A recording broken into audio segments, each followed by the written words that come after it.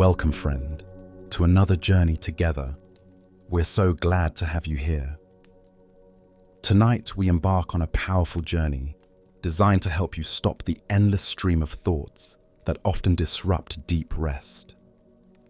If you'd like, feel free to share what time it is and where you are listening from.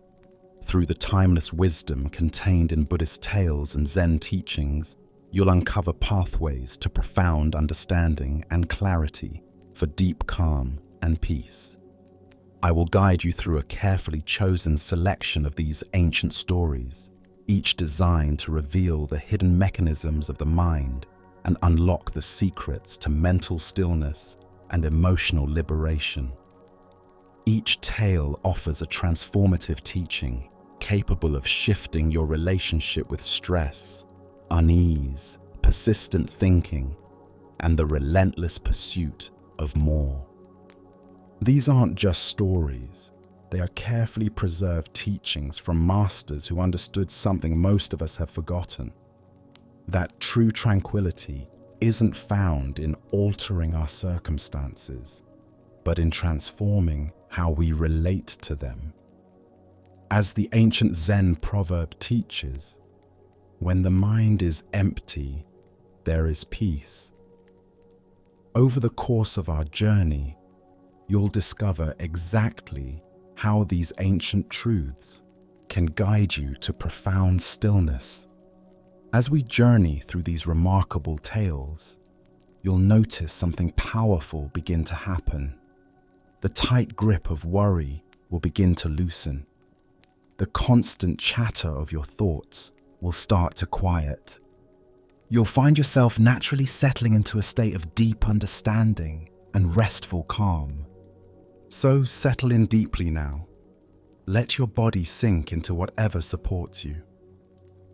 Take one conscious breath with me, and as you exhale, know that you're about to receive teachings that have been awaiting your discovery for a very long time. Let us begin with a story about the illusion of spiritual seeking. This is the end of the road. A monk had traveled for many years, crossing treacherous mountain passes and swift rivers to seek the wisdom of a great Zen master who lived in a remote monastery. The journey was long and arduous, filled with hardships that tested his resolve at every turn. His feet were blistered, his robes were worn thin, and his body ached from the constant travel. Yet through it all, he carried within his heart a burning desire for enlightenment and the certainty that this legendary master held the key to his spiritual fulfillment. When he finally arrived at the monastery gates, the monk was filled with a profound sense of accomplishment. He had overcome every obstacle, endured every hardship, and now stood at the threshold of what he believed would be his ultimate spiritual destination. His heart raced with anticipation as he entered the master's simple quarters. The master sat quietly mending a worn robe, his movements deliberate and unhurried. The monk approached with a deep reverence, bowed low, and spoke with the gravity of one who had completed an epic quest. "Master," he said, his voice trembling with emotion, "after a long and difficult journey, I have finally reached the end of my road. I have come to you for the final teaching." The master looked up from his mending, studying the weary traveler with eyes that seemed to see beyond the surface. After a long moment of silence, he asked a simple question that would shatter everything the monk thought he knew. "From where do you see a road?" The monk was speechless. In that single instant, his entire conception of a spiritual path, a journey with beginning and end, and a destination to be reached, dissolved completely. He realized that his struggle, his effort, and the very road he was so proud of conquering were all constructions of his own mind. There was no road to be on, only the being here and now. The Buddha once said, "There is no path to walk on, no mirror to polish." This ancient wisdom illuminates the profound delusion that spiritual seeking can become. The monk's journey represents our endless search for something outside ourselves, believing that enlightenment exists somewhere else, with someone else, at some other time. Why do we create these elaborate spiritual roads in our minds? Zen Buddhism points to our fundamental misunderstanding of what we're actually seeking. We imagine enlightenment as a destination to be reached, rather than recognizing it as our natural state to be uncovered. This creates what Zen calls seeking mind, the very activity that obscures what we're looking for. Consider how often we approach our spiritual lives like the traveling monk. We accumulate teachings, attend workshops, read countless books, and follow various practices, always believing that the next teacher, the next retreat, or the next technique will finally deliver us to spiritual fulfillment. Meanwhile, we miss the simple truth that what we seek has never been absent. This seeking mind operates in every area of our lives. In relationships, we search for the perfect partner who will complete us. In careers, we chase the ideal job that will finally make us happy. In material pursuits, we believe the next purchase will satisfy our deepest longings. Each of these represents a road we've constructed in our minds, a journey towards something we imagine we lack. Zen master Huang Po taught, "Your everyday mind, that is the way." The road we seek is not something to be traveled, but something to be recognized right where we are. Every moment of seeking takes us further from what has always been present. Every step on our imaginary spiritual road leads us away from the simple awareness that needs no improvement. The master's question, "From where do you see a road?" points to the observer behind all our seeking. Who is it that sees a path? Who experiences the journey? When we turn our attention to the one who seeks rather than what is being sought, we discover that the seeker and the sought are not separate. The road exists only in the mind that imagines itself separate from its destination. This doesn't mean that spiritual practice is useless or that teachers serve no purpose. Rather, it points to the proper understanding of practice. True practice is not about getting somewhere, but about being where we are with complete presence. It's not about becoming enlightened, but about recognizing the enlightenment that has never been hidden.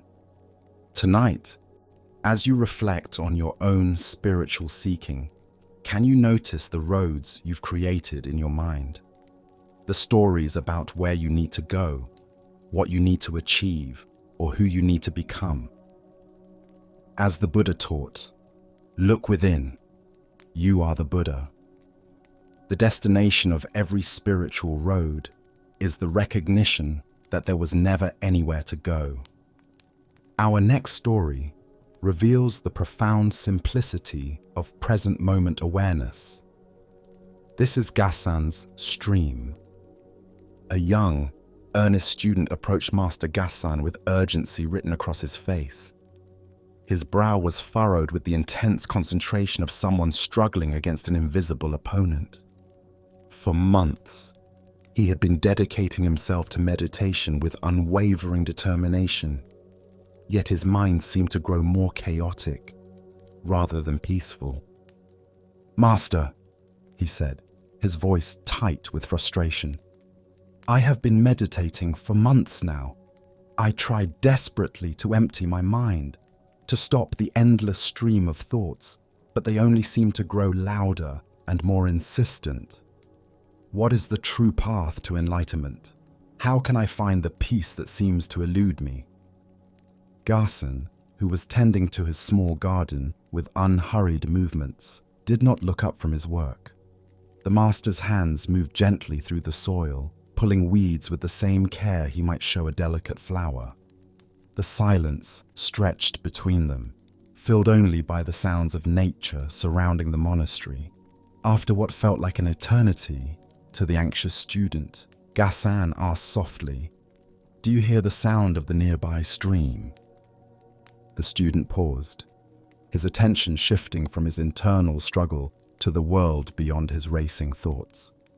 He listened carefully and gradually became aware of the gentle murmur of water flowing over rocks somewhere in the distance. "Yes, master," he replied, wondering where this simple question might lead. "I can hear it." Gassan straightened up slowly, looked directly into the student's eyes with a gaze both gentle and penetrating, and said simply, "Enter there." The student stood frozen as the instruction echoed in his mind. In that moment, he realized his fundamental mistake. He had been fighting his thoughts like an enemy to be defeated, when the path was not through struggle, but through simply entering the stream of present moment awareness. Buddha's wisdom reminds us, do not believe in anything simply because you have heard it, but when you observe and analyze for yourself, and you find that it agrees with reason and is conducive to the good and benefit of one, then accept it and live up to it. The heart of this lesson lies in the difference between forcing and allowing, between fighting our experience and entering it fully. Why do we struggle so intensely with meditation and mindfulness? This ancient wisdom illuminates several patterns that create unnecessary suffering in our spiritual practice. We approach meditation like a war to be won, rather than a river to enter. We believe that spiritual progress means eliminating thoughts rather than changing our relationship to them. Our culture teaches us to solve problems through effort and control.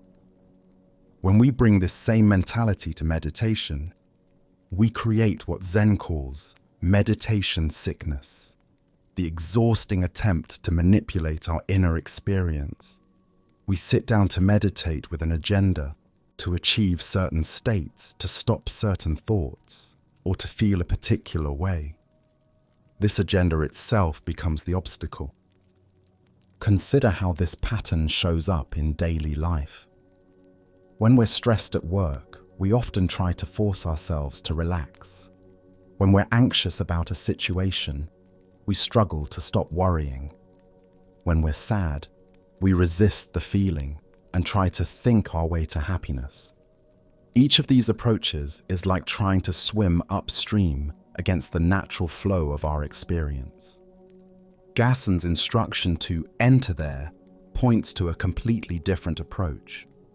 The stream represents the natural flow of present moment awareness that is always available.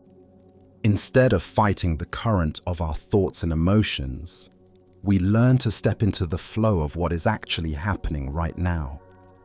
Zen teacher Jon Kabat-Zinn explains, "Mindfulness is about being fully awake in our lives. It is about perceiving the exquisite vividness of each moment. This vividness is the stream Gassan speaks of. It includes our thoughts, but it's much larger than them. It encompasses the sounds around us, the sensations in our body, the quality of light, the feeling of air on our skin. When we enter the stream of present moment awareness, we discover that thoughts are just one aspect of a much richer experience. They arise and pass away like clouds in the sky, but they no longer define our entire reality. We learn to rest in the spacious awareness that observes thoughts rather than being caught up in their content. This shift from fighting to entering requires what Zen calls don't know mind, the willingness to stop trying to control our experience and instead become curious about it. What does this anxiety actually feel like in the body? What happens to anger when we stop resisting it and simply observe its energy? How do thoughts change when we neither suppress them nor believe them completely? The stream of present moment awareness is always flowing, always available, regardless of our circumstances. In traffic, we can enter the stream by noticing the sensation of breathing instead of only focusing on our frustration. During a difficult conversation, we can step into awareness of our feet on the ground even as we engage with challenging emotions. In moments of joy, we can fully receive the experience instead of immediately thinking about how to keep it.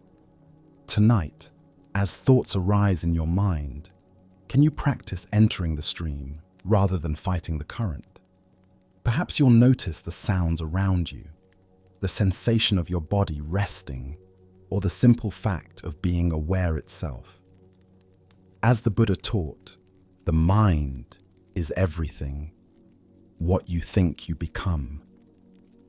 When we enter the stream of present awareness, we become peace itself.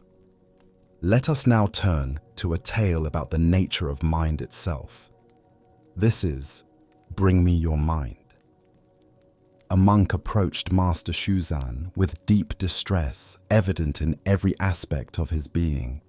His face was drawn with worry, his hands trembled slightly, and his breath came in quick, shallow bursts. The weight of his mental anguish was so heavy it seemed to bow his shoulders as he walked.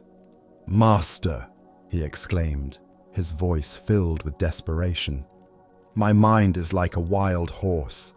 It gallops endlessly with fear, anger, and countless distractions. Anxiety races through my thoughts from morning until night. I cannot tame this beast within me. Please, I beg you, pacify my mind for me.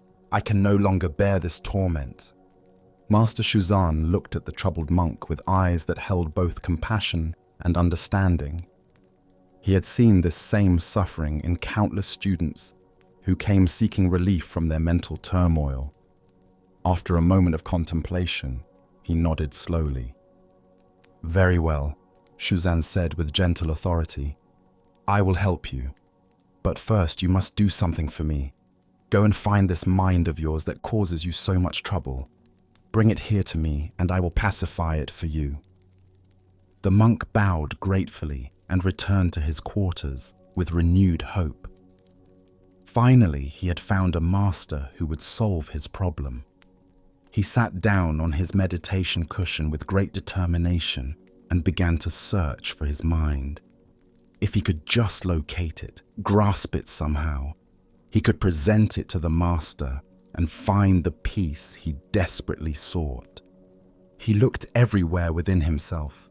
He searched inside his head, expecting to find this wild horse mind hiding behind his thoughts. He examined his heart, wondering if the mind lived there among his emotions. He tried to identify its color, its shape, its exact location within his body. He attempted to catch hold of individual thoughts as they arose, thinking perhaps if he gathered enough of them, he could present his mind to the master. Hours passed as he searched with increasing intensity. He looked for the mind that worried, the mind that feared, the mind that suffered. But the more he looked for this thing he called his wild mind, the more elusive it became. He could find thoughts arising and passing away. He could observe emotions emerging and dissolving. He could notice sensations appearing and disappearing. But he could not find the single, solid entity he had been calling his troublesome mind. Exhausted and humbled by his fruitless search, he returned to Master Shuzan the next morning. The master looked at him expectantly. "Well?" asked Shuzan with a slight smile. "Have you brought me your mind?" The monk stood before his teacher, no longer agitated, but instead filled with a profound puzzlement. "Master," he confessed quietly, "I have searched everywhere, but I cannot find it. This mind I've been so troubled by seems to have no substance I can grasp." Master Shuzan's smile broadened with gentle satisfaction. "There," he said softly, "it is pacified." As the Buddha observed, All conditioned things are impermanent. Work out your salvation with diligence. What emerges from this story is the recognition that our mental suffering often comes from treating temporary, flowing experiences as solid, permanent problems that need to be fixed. Why do we struggle with the illusion of having a problematic mind that needs to be controlled? Zen Buddhism reveals that this struggle arises from a fundamental misunderstanding about the nature of consciousness itself. We imagine that our thoughts and emotions are produced by something called my mind, as if there were a separate entity inside us generating our experience. This reification of mind creates immense unnecessary suffering. We develop an adversarial relationship with our own consciousness, believing that we must manage, control, or fix our mental states. We speak of having a good day or bad day mentally, as if our mind were a separate thing that sometimes cooperates and sometimes rebels against us. Look deeply at your own experience of mental distress. When anxiety arises, notice how quickly we begin to think about my anxiety, as if it were a solid thing we possess. When sadness appears, we identify with it completely, saying, I am depressed, rather than sadness is present. This subtle shift in language reflects a profound shift in our relationship to experience. Zen practice reveals that what we call mind is actually a flowing process rather than a thing. Thoughts arise spontaneously from emptiness and dissolve back into emptiness. Emotions emerge, peak, and naturally subside when we don't interfere with their natural flow. The very awareness that observes these phenomena cannot itself be found as an object. Consider how this understanding applies to daily mental struggles. When we're caught in worry, instead of trying to stop worrying, we can investigate. Where exactly is this worry located? What does it look like? When we examine anxiety closely, we often find shifting sensations in the body, rapid thoughts about the future, and a quality of mental energy, but no solid thing that could be called anxiety. Vietnamese Zen master Thich Nhat Hanh taught, thanks to impermanence, everything is possible. The impermanent nature of mental states is actually good news. It means that difficult emotions and challenging thoughts are naturally temporary. They arise, exist for a time, and pass away without our needing to do anything about them. This doesn't mean we become passive about our mental health or ignore genuine psychological suffering. Rather, it means we learn to work with our minds skillfully rather than against them. Instead of trying to eliminate difficult thoughts, we learn to observe them with curious awareness. Instead of fighting emotions, we learn to feel them fully and let them move through us naturally. The Buddha said, "You are what you think. All that you are arises with your thoughts. With your thoughts, you make the world." When we stop trying to find and fix a problematic mind, we discover that our thoughts and emotions are much more workable than we imagined. Their experiences arising in awareness, not solid problems requiring solutions. The Master's simple declaration that the mind is pacified points to a profound truth. The peace we seek is not something we create, but something we uncover by stopping our efforts to create it. When we cease searching for a mind to fix, we discover the natural peace of awareness itself. Tonight, as various thoughts and emotions arise, can you practice looking for the one who is having these experiences?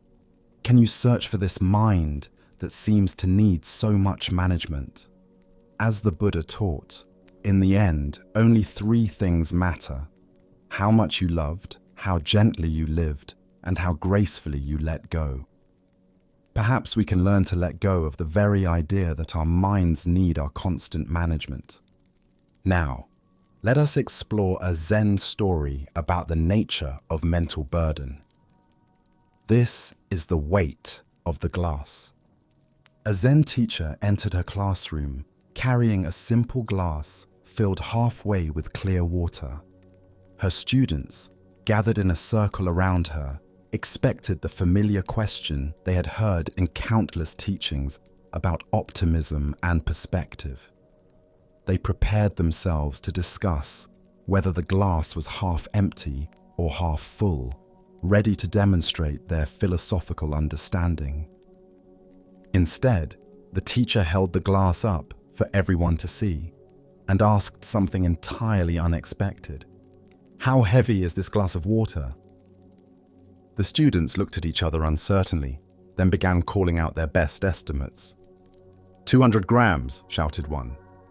Maybe 300, suggested another.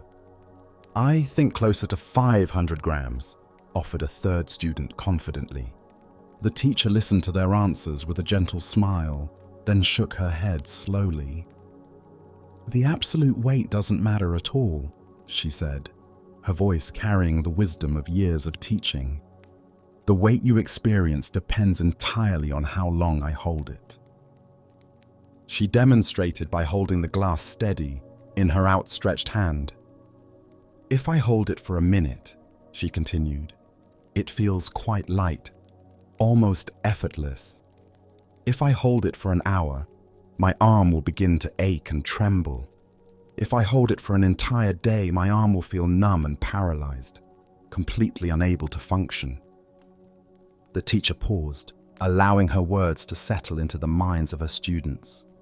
Notice that the actual weight of the glass never changes, but the longer I hold it, the heavier it becomes in my experience. This is exactly how your mental burdens work. She set the glass down on a small table with deliberate care. Your worries about the future, your regrets about the past, your obsessive thoughts about problems you cannot solve. They are exactly like this glass of water. Think about them briefly, and nothing harmful happens. Think about them a bit longer, and they begin to cause discomfort. Think about them all day long, carrying them with you from morning until night, and you will feel paralyzed, incapable of enjoying anything life offers. The teacher looked around the circle at her students' faces, seeing recognition dawning in their eyes. "The solution is simple," she concluded. "Remember to put the glass down." The Buddha taught, "Holding on to anger is like grasping a hot coal with the intent of throwing it at someone else. You are the one who gets burned."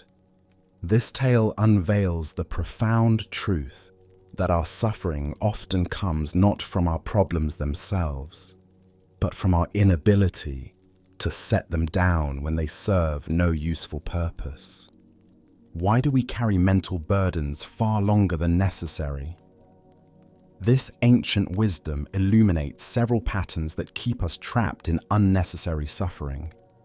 We've been conditioned to believe that constant worry demonstrates care and responsibility. We imagine that if we stop thinking about a problem, we're being negligent or irresponsible. This creates a cycle where we feel obligated to carry mental burdens, even when they serve no constructive purpose. Our minds also confuse repetitive thinking with problem solving. We replay difficult conversations, rehearse future scenarios, and analyze past mistakes, believing this mental activity will somehow improve our situation. In reality, most of this mental carrying is just mental carrying. It doesn't change anything except our own well-being. Consider how this plays out in your daily life. You have a difficult conversation with a colleague on Monday morning. If you think about it briefly, process what happened, and consider how to handle similar situations in the future, the mental burden remains light and useful. But if you carry that conversation with you all week, replaying it during your commute, during lunch, before sleep, the weight becomes unbearable. Similarly, concern about an upcoming medical appointment serves a purpose when it motivates you to prepare questions or arrange your schedule.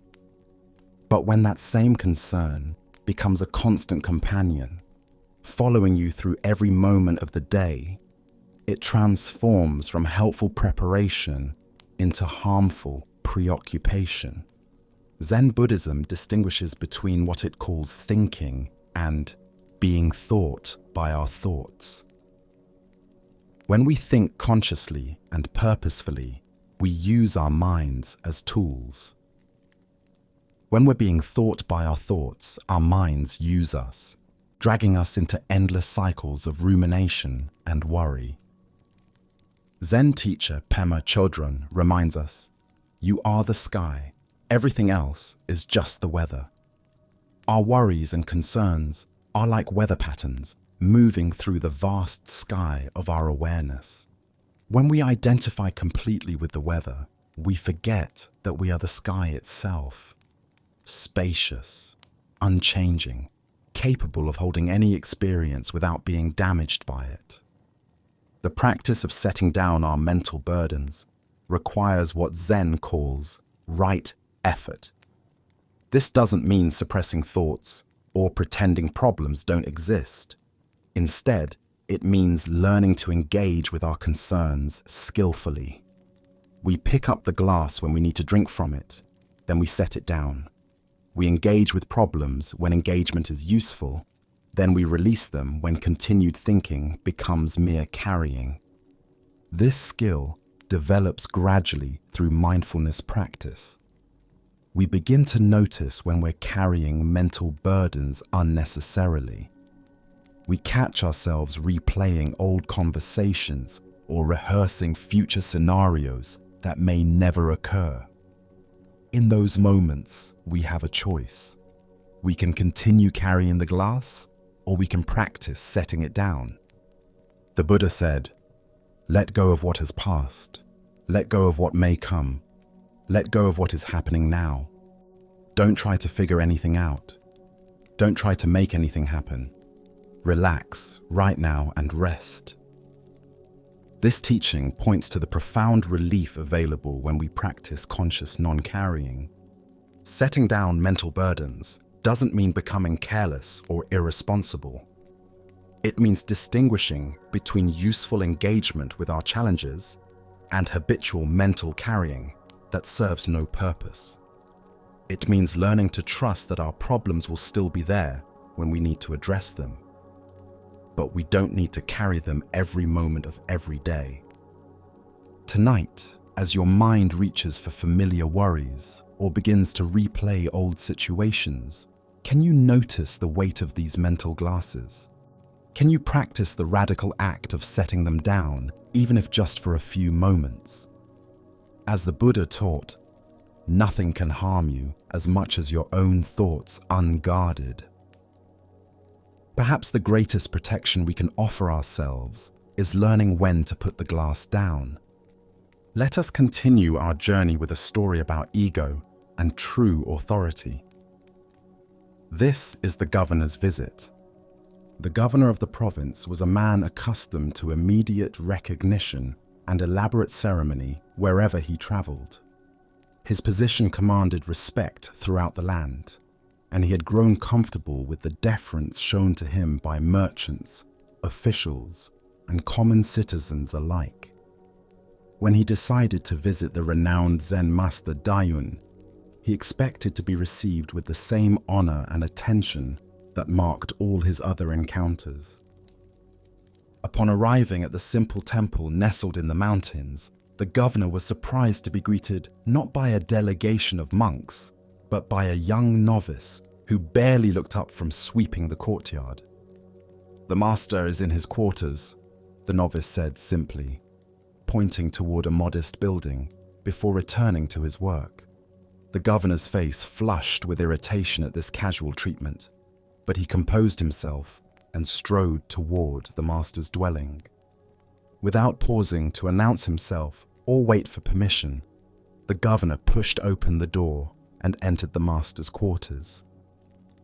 He found Dayan sitting in meditation, facing a plain wall, his back toward the entrance.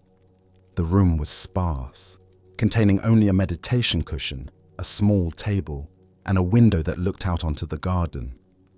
The governor waited for the master to turn and acknowledge his presence, but Dayan remained perfectly still, absorbed in his practice. Minutes passed in silence, and the governor's irritation grew into anger. How dare this simple monk ignore a person of his stature and importance? Unable to contain himself any longer, the governor announced loudly, "Do you not know who I am? I am the governor of this entire province. How can you, a simple monk, refuse to acknowledge my presence? This is an insult to my position and to the authority I represent." Without turning around or speaking a word, Dayan reached for a small stick beside his cushion. With deliberate, unhurried movements, he drew a perfect circle in the dust on the floor near where he sat. The governor watched, confused by this strange response to his outburst. Next, Dayan drew a straight line through the middle of the circle, dividing it cleanly in two. The governor stared at the simple drawing, his anger beginning to mix with puzzlement. What was this monk trying to communicate through these meaningless marks in the dust? Then, with the same calm deliberation, Dayan erased the line he had just drawn, smoothing the dust until no trace of the division remained. Finally, he erased the circle itself, sweeping the dust until the floor showed no sign that anything had ever been drawn there. Throughout this entire demonstration, he never turned around, never spoke, never acknowledged the governor's presence or position. The governor stood in stunned silence as the meaning of the master's actions slowly penetrated his consciousness. His anger dissolved into confusion, then gradually transformed into a glimmer of profound understanding. The circle represented wholeness, unity, the undivided nature of existence. The line showed how we create artificial divisions, separations between self and other, important and unimportant, governor and monk. And the erasure revealed the temporary nature of all these constructions. Quietly, with a humility he had not felt in years, the governor bowed deeply to the still-seated master and left the room. Dayan had shown him that titles, ego, and social position are merely temporary marks in the dust of existence. To cling to them as real and permanent is to cling to nothing at all. Ancient Buddhist wisdom tells us, form is emptiness. Emptiness is form. The deeper teaching here shows us how completely we can become identified with temporary roles and positions, forgetting the essential nature that exists beyond all labels and titles. Why do we cling so desperately to our identities and the recognition they seem to demand? This struggle often arises from what Zen calls ego grasping, the deep-seated belief that we are the roles we play, rather than the awareness that witnesses all roles. We become so identified with our job titles, social positions, accomplishments, and relationships that we forget these are simply temporary clothing for our essential being. Consider how this pattern manifests in your own life. Notice how differently you feel when someone acknowledges your expertise versus when they ignore or dismiss you. Observe the internal reactions when your opinion is valued versus when it's overlooked. These responses reveal how much of our sense of self depends on external validation and recognition. The governor's demand for acknowledgement represents our constant need to have our identity confirmed by others. We present our credentials, our achievements, our importance, expecting others to mirror back our self-concept. When this doesn't happen, we experience it as a threat to our very existence.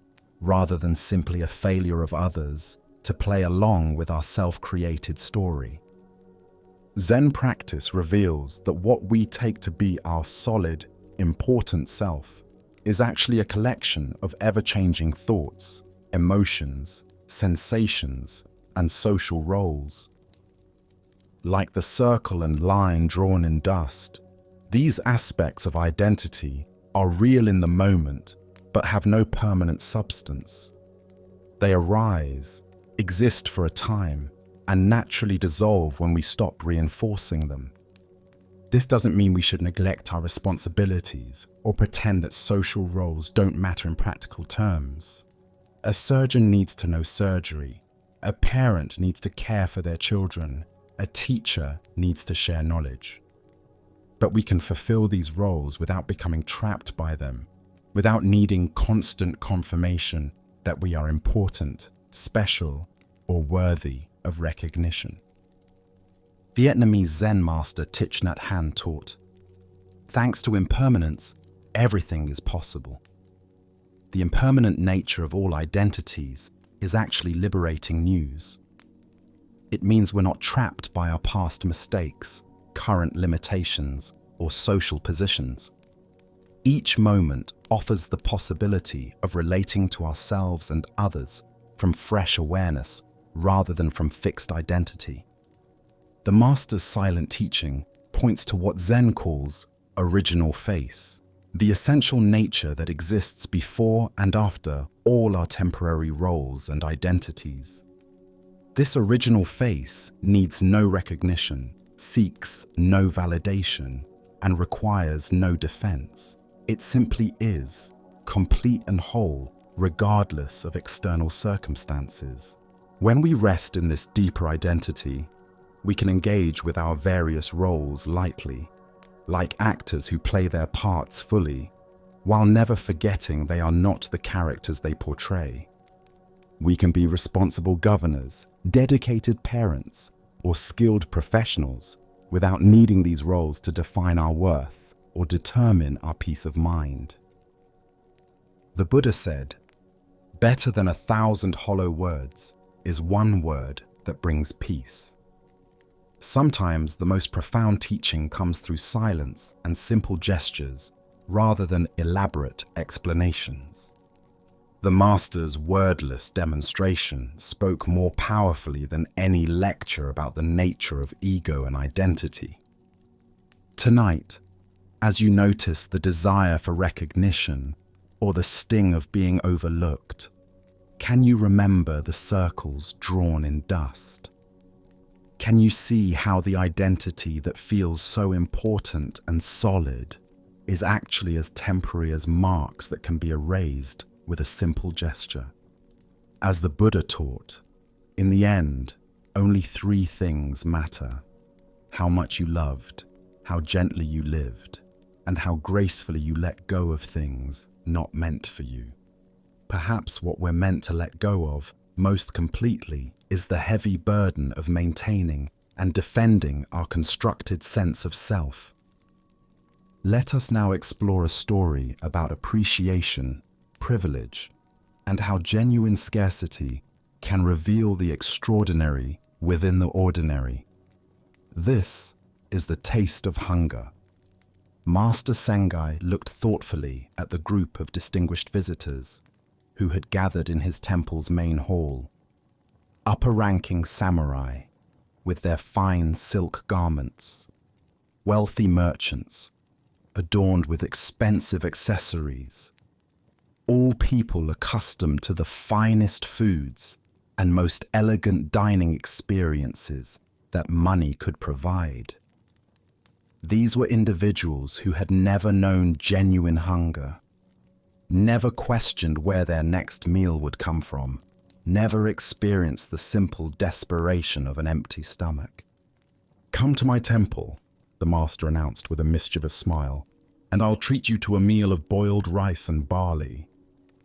There was something in his tone that suggested more than casual hospitality, perhaps an experiment, or a teaching wrapped in the guise of a simple invitation. The master's unusual invitation had piqued the curiosity of these privileged guests.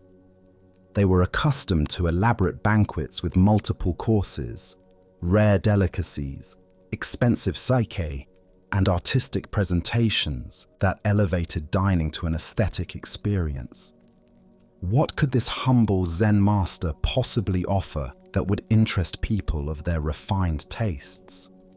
Nevertheless, intrigued by the novelty and perhaps by respect for the master's reputation, they accepted his invitation and assembled at the temple on the appointed day. When lunchtime arrived, the guests settled themselves expectantly, prepared to discover what special twist Master Sengai might put on such simple fare. But as time passed, no food appeared. They waited politely at first, assuming there had been some minor delay in preparation. Perhaps the master was adding special touches or preparing the meal with particular ceremonial care. Hours went by. The guests began peering discreetly toward the kitchen, hoping to glimpse some sign that their promised meal was being prepared. Their stomachs started to rumble quietly, then more insistently. By mid-afternoon, their initial curiosity had transformed into genuine hunger, then into the kind of ravenous emptiness they had never experienced in their comfortable lives. Master Sengai sat by the fireside throughout this entire ordeal, appearing completely unaware that his guests were growing progressively weaker from hunger. He seemed absorbed in quiet contemplation, occasionally tending the fire or sipping tea, showing no sign of remembering his promised hospitality or noticing his guests' increasing discomfort. Some 3 hours after the normal lunchtime, when the wealthy visitors were rubbing their empty stomachs and feeling lightheaded from lack of food, individual lunch trays were finally brought in and placed before each of the diners. The guests eagerly examined their long-awaited meal, expecting that the extensive delay had resulted in something special that would justify their prolonged fast. Instead, they discovered that each tray contained nothing more than plain boiled barley and rice, accompanied by 4 wrinkled shreds of pickled radish. There were no elaborate preparations, no artistic arrangements, no expensive ingredients. Just the most basic peasant food, the kind of simple fare that poor people might eat every day. One of the guests, perhaps hoping for additional courses or at least some soup to accompany this austere offering, asked hopefully, "Your Reverence, aren't we going to have cold broth with this meal?" Master Sengai's reply was matter-of-fact and final. The invitation was for boiled barley and rice. There was no invitation for cold broth. Yet something remarkable had occurred during their hours of waiting. In the extremity of their genuine hunger, these sophisticated diners discovered that the plain boiled barley and rice tasted absolutely delicious. The simple flavors seemed more complex and satisfying than the finest delicacies they had ever consumed. Every grain had flavor, every bite brought genuine pleasure, and the humble meal became a feast of appreciation. After everyone had eaten, with obvious enjoyment and satisfaction, Master Sengai turned to his guests and quietly offered his teaching. When your stomach is empty, even boiled barley and rice tastes delicious. Buddha spoke of this when he said, "Health is the greatest gift, contentment the greatest wealth, faithfulness the best relationship." Here we discover a teaching about how genuine appreciation arises not from abundance, but from understanding the true nature of our needs and the conditions that allow us to recognize life's fundamental gifts. This story unveils something profound about the relationship between scarcity and appreciation. The wealthy guests had spent their lives surrounded by luxury, consuming elaborate meals without truly tasting them, because abundance had numbed their capacity for genuine gratitude. Only when they experienced real hunger could they recognize the extraordinary pleasure available in ordinary food. Why does abundance so often lead to decreased appreciation rather than increased gratitude? This paradox reveals how our capacity for enjoyment becomes dulled when we have constant access to pleasures without any contrast or effort required to obtain them. We take for granted what we never lack, missing the inherent wonder in life's basic gifts because they're always available. The master's decision to make his guests wait wasn't cruelty, but compassion, a way of temporarily removing the comfortable assumptions that prevented them from experiencing direct appreciation. By creating artificial scarcity, he revealed the artificial nature of their sophisticated tastes and showed them the authentic pleasure that had been available all along, hidden beneath layers of expectation and entitlement. This ancient wisdom illuminates our modern relationship with consumption and satisfaction. We live in cultures of unprecedented abundance, yet surveys consistently show decreasing levels of happiness and life satisfaction. The more we have, the more we seem to need for contentment, creating an endless cycle of desire that prevents us from recognizing the sufficiency that already exists.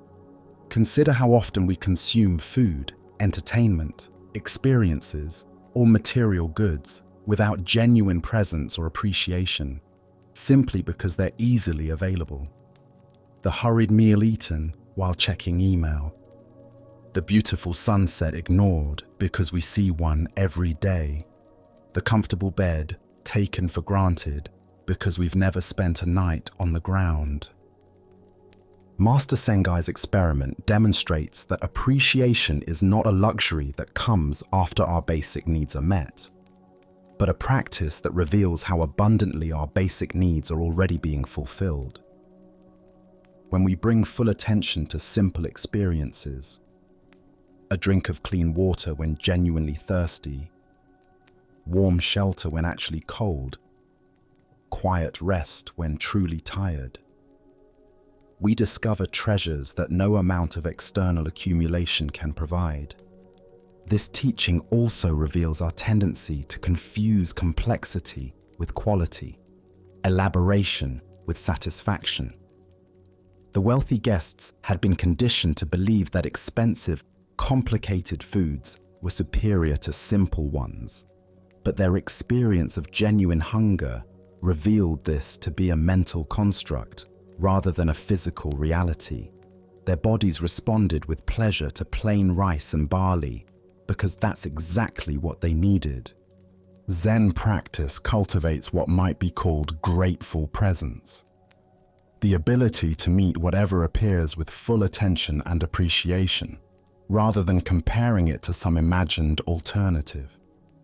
When we can receive simple offerings with the same openness we bring to elaborate gifts, we discover that every meal has the potential to be a feast.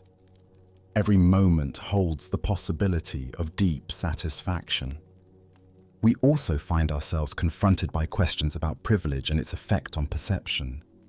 The guests' wealth had insulated them from experiences that could reveal life's fundamental goodness. Sometimes blessings come disguised as temporary limitations that restore our capacity for wonder and gratitude. Additionally, our minds tend to assume that more options, higher quality, and greater variety automatically lead to increased enjoyment. Master Sengai's lesson suggests the opposite, that genuine pleasure often comes from bringing full presence to simple experiences rather than constantly seeking more sophisticated ones. The story points us toward understanding the difference between appetite and hunger, craving and genuine need. The guests arrived with appetites shaped by habit and expectation, but left having experienced authentic hunger and its natural satisfaction. This distinction helps us recognize when our desires arise from real needs versus conditioned patterns of consumption. Tonight, as you eat your next meal, can you bring the attention of someone who has been genuinely hungry? What would it mean to approach simple pleasures, a warm drink, comfortable clothing, a safe place to sleep, with the appreciation that comes from truly recognizing their value rather than taking them for granted? As the Buddha taught, let us rise up and be thankful, for if we didn't learn a lot today, at least we learned a little. And if we didn't learn a little, at least we didn't get sick. And if we got sick, at least we didn't die. So let us all be thankful. True abundance is revealed not through accumulating more, but through recognizing the sufficiency that already surrounds us in each moment. Let us now turn to a tale about the nature of seeking and finding. This is the master sculptor's discovery. In a bustling stone quarry beneath towering mountains, a master sculptor moved among the marble blocks with the practiced eye of one who had spent decades coaxing beauty from stone. The morning sun cast golden light across the quarry, illuminating countless blocks that seemed to whisper their stories to him. "Aha!" he would say, running his weathered hands across smooth surfaces. "There is a heroic figure locked in that piece, and a saint trapped inside that other one." His reputation had grown precisely because of this gift, his ability to sense what he called the suchness of every stone, to see beyond raw material to its true nature waiting to be released. But on this morning, the sculptor's heart carried a different weight. For over 40 years, he had been searching for something special, the perfect block from which he could create his masterwork, a glorious statue of the Buddha. His energies were waning now, and still this elusive Buddha block remained hidden from him. He had traveled to great quarries around the world, consulted experts, hired specialists to scour remote areas, yet nowhere could he find that one perfect slab that would allow him to release the most perfect likeness of Buddha. Feeling the weight of his lifelong quest, the sculptor sought consolation from a local Zen priest who headed a small temple at the end of his street. The temple was modest, with a peaceful courtyard where a stone well sat, surrounded by carefully tended moss. "Master," the sculptor said, bowing deeply, "I have searched for 40 years for the perfect stone from which to carve the Buddha. My life's work remains incomplete." The priest listened with kind eyes, then smiled gently. "No problem," he said with such simplicity that the sculptor felt both confused and hopeful. "Do you mean you can tell me where I might find the perfect material from which I can release the Buddha of my dreams?" the sculptor asked, excitement rising in his voice. "Of course." "Where?" The priest raised his hand and pointed across the courtyard. "Over there," he said, indicating the stone well. The excited sculptor hurried to the well and peered down into the still, dark water. There, looking back at him with the same questioning eyes, the same lined face marked by years of searching, was his own reflection. Buddha's wisdom reminds us, if you cannot find the truth right where you are, where else do you expect to find it? The deeper teaching here shows us that what we seek most desperately often lies not in some distant place or perfect circumstance, but in the very ground of our own being. Why do we exhaust ourselves searching everywhere except within? Zen Buddhism reveals that we become so focused on the object of our search that we forget to examine the searcher. The sculptor had examined thousands of stones, traveled countless miles, yet never considered that the very consciousness doing the seeking was itself the perfect material for awakening. Consider how often throughout your day you postpone contentment waiting for better circumstances. I'll be happy when I get the promotion, find the right partner, when conditions are finally perfect. This is seeking the Buddha block everywhere, except in the reflection looking back at us right now. Zen master Huang Po taught, "Your everyday mind, that is the way." The sculptor's profound realization wasn't that he needed to become something different, but that he needed to recognize what he already was. The perfect material for expressing Buddha nature isn't found in external circumstances, but in the awareness that recognizes, seeks, and creates. The well represents the still point within consciousness, where seeking ends and finding begins. When we stop looking outward and peer into the depths of our own awareness, we discover that the one who seeks and the sought are the same.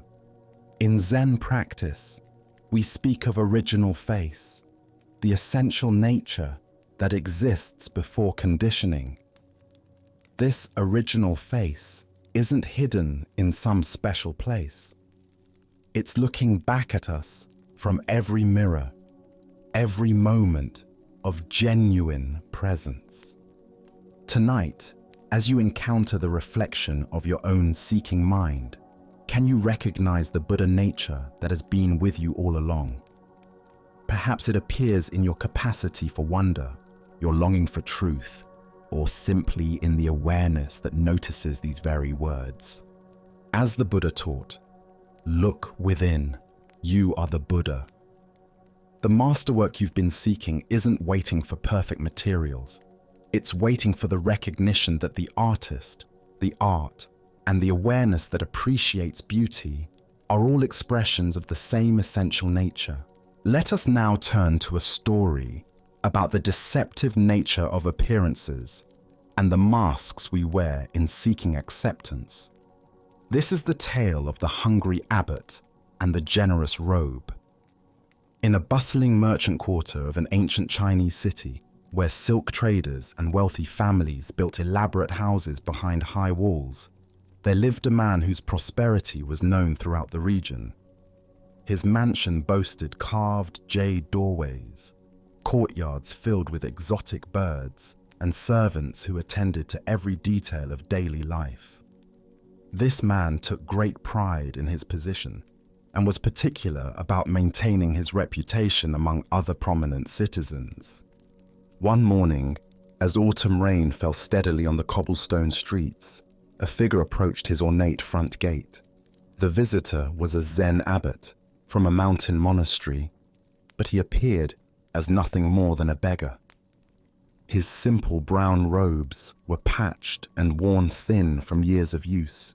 His sandals were cracked and muddy from walking mountain paths, and his wooden begging bowl showed the stains and scratches of countless meals received in charity. The abbot stood quietly at the gate, rain dripping from his shaved head, and waited with the patient dignity that comes from years of spiritual practice. When the gatekeeper finally noticed him, the man's expression immediately showed disdain. "What do you want, beggar?" the gatekeeper asked harshly, not bothering to bow or show any respect. "This is the house of an important man.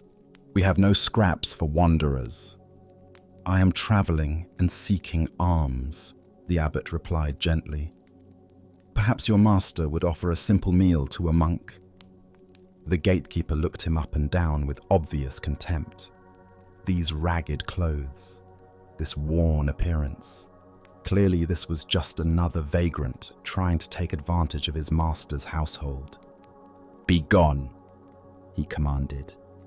"My master does not waste food on beggars. Seek your charity elsewhere." The abbot accepted this rejection without anger or argument. He simply bowed, turned, and walked back into the rain, his empty bowl tucked beneath his arm. Several hours later, as the afternoon sun broke through the clouds, the same figure returned to the same gate. But now everything had changed. The abbot wore his formal ceremonial robes, rich golden silk embroidered with intricate patterns, a magnificent purple sash across his shoulders, and prayer beads carved from precious wood. His bearing remained humble, but his appearance now spoke unmistakably of high spiritual rank and monastery wealth. This time, when the gatekeeper saw him approaching, his entire demeanor transformed. "Welcome, honored master," he exclaimed, bowing deeply. Please enter. My master will be so pleased to receive such a distinguished visitor." The rich man himself hurried out to greet the abbot personally, offering elaborate bows and flowery words of welcome. "Venerable sir, what an honor for our humble household. You must join us for our finest meal. Please allow us to serve you." They ushered the abbot into their most elegant dining room, where servants quickly prepared a sumptuous feast. Delicate fish, perfectly seasoned vegetables, fragrant rice, and sweet desserts filled the low table. The rich man sat opposite the abbot, beaming with pride at his ability to host such an important religious figure. As the first course was served, the abbot did something completely unexpected. Instead of eating, he carefully removed his beautiful ceremonial robe and folded it with great attention. Then, with deliberate precision, he placed the folded robe directly in front of the feast, as if it were the honored guest. Standing up with quiet dignity, the abbot spoke clearly so all present could hear. "This meal is not for me, it is for the robe." Without another word, he walked out of the house, leaving behind both the magnificent feast and the rich man's stunned realization of his own superficial judgment. Buddha's wisdom reminds us, judge not by appearances. A rich heart may be under a poor coat.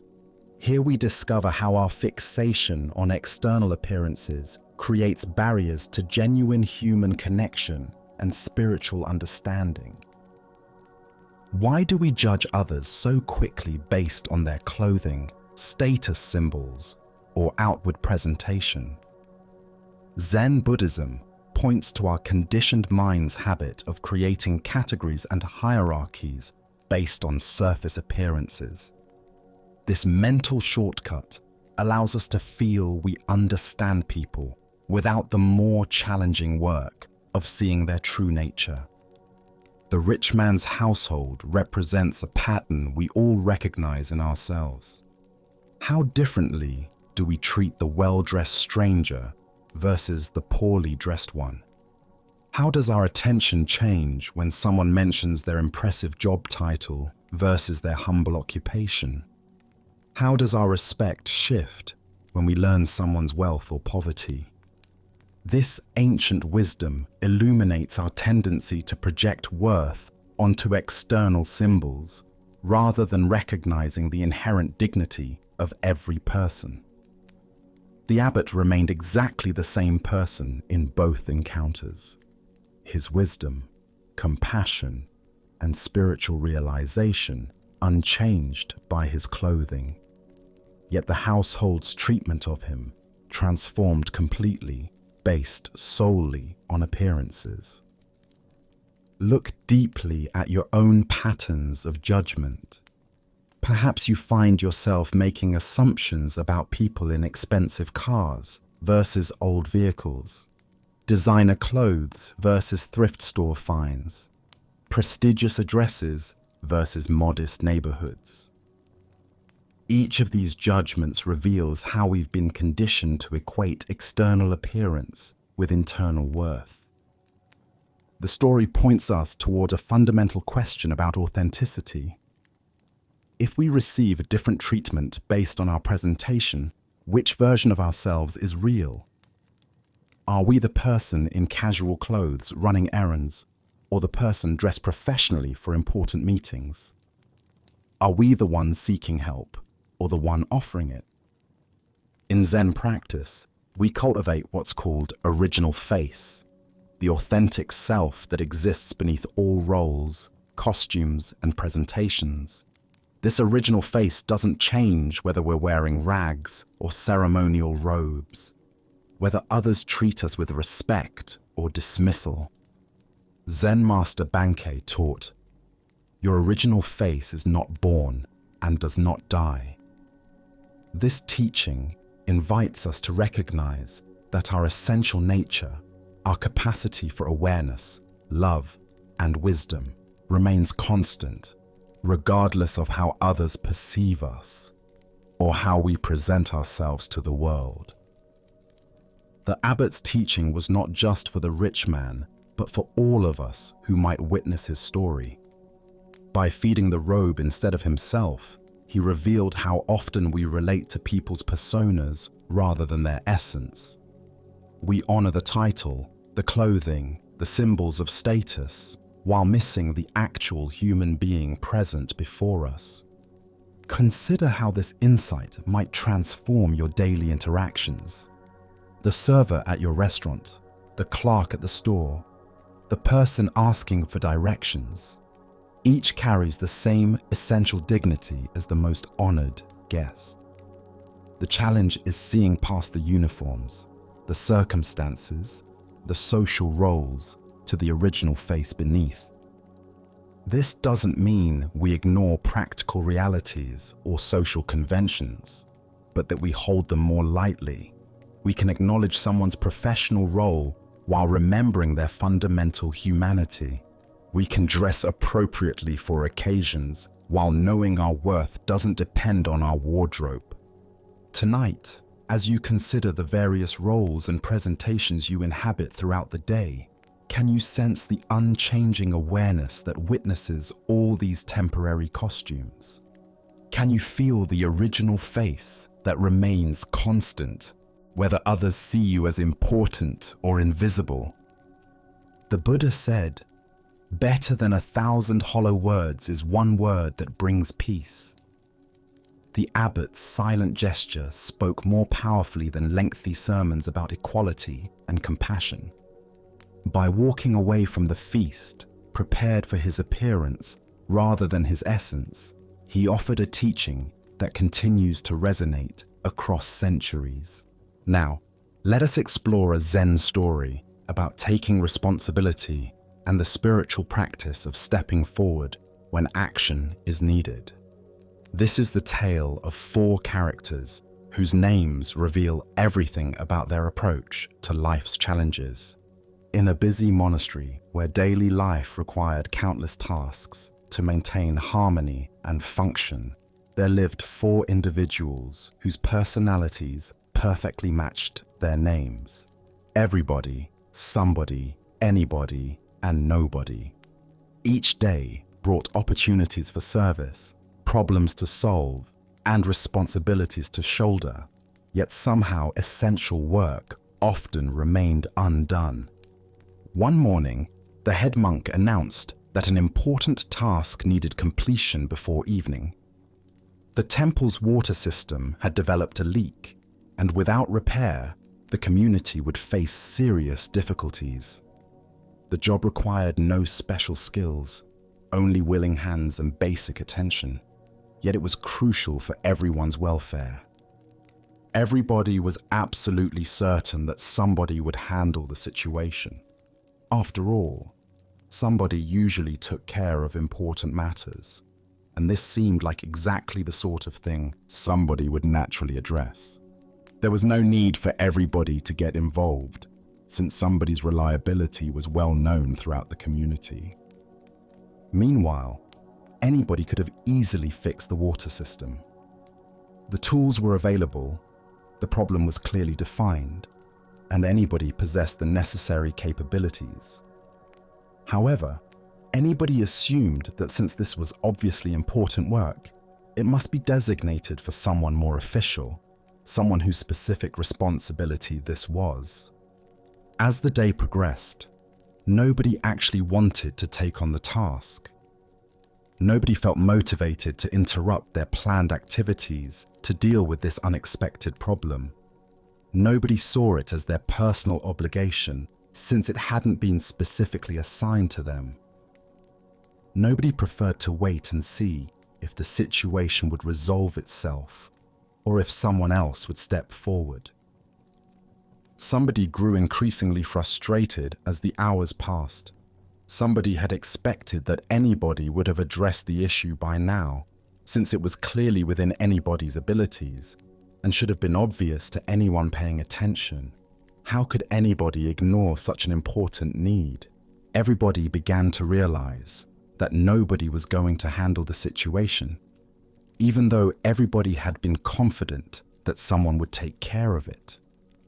Everybody started feeling anxious about the implications, but wasn't quite sure how to proceed, since this wasn't typically everybody's role. As evening approached and the water problem remained unresolved, anybody finally blamed somebody for the neglect, while everybody criticized nobody for the inaction. In the end, nobody did what everybody could have done, anybody was capable of doing, and somebody expected would be handled. As the Buddha observed, if you want to know your past actions, look at your present circumstances. If you want to know your future, look at your present actions. The deeper teaching here shows us how spiritual practice manifests not in grand gestures, but in our willingness to respond to immediate needs without elaborate justification. Why do we hesitate to act when we see something that needs doing? Zen Buddhism points to several mental patterns that create this paralysis. First is the diffusion of responsibility that occurs when we assume others will handle what needs attention. Second is our tendency to categorize tasks as mine or not mine based on roles and expectations rather than responding to actual circumstances. Third is our preference for comfort over contribution when action requires effort or inconvenience. This story illuminates how spiritual seeking can become another form of avoidance if it focuses on internal development while ignoring external needs. True practice integrates contemplative awareness with engaged responsiveness.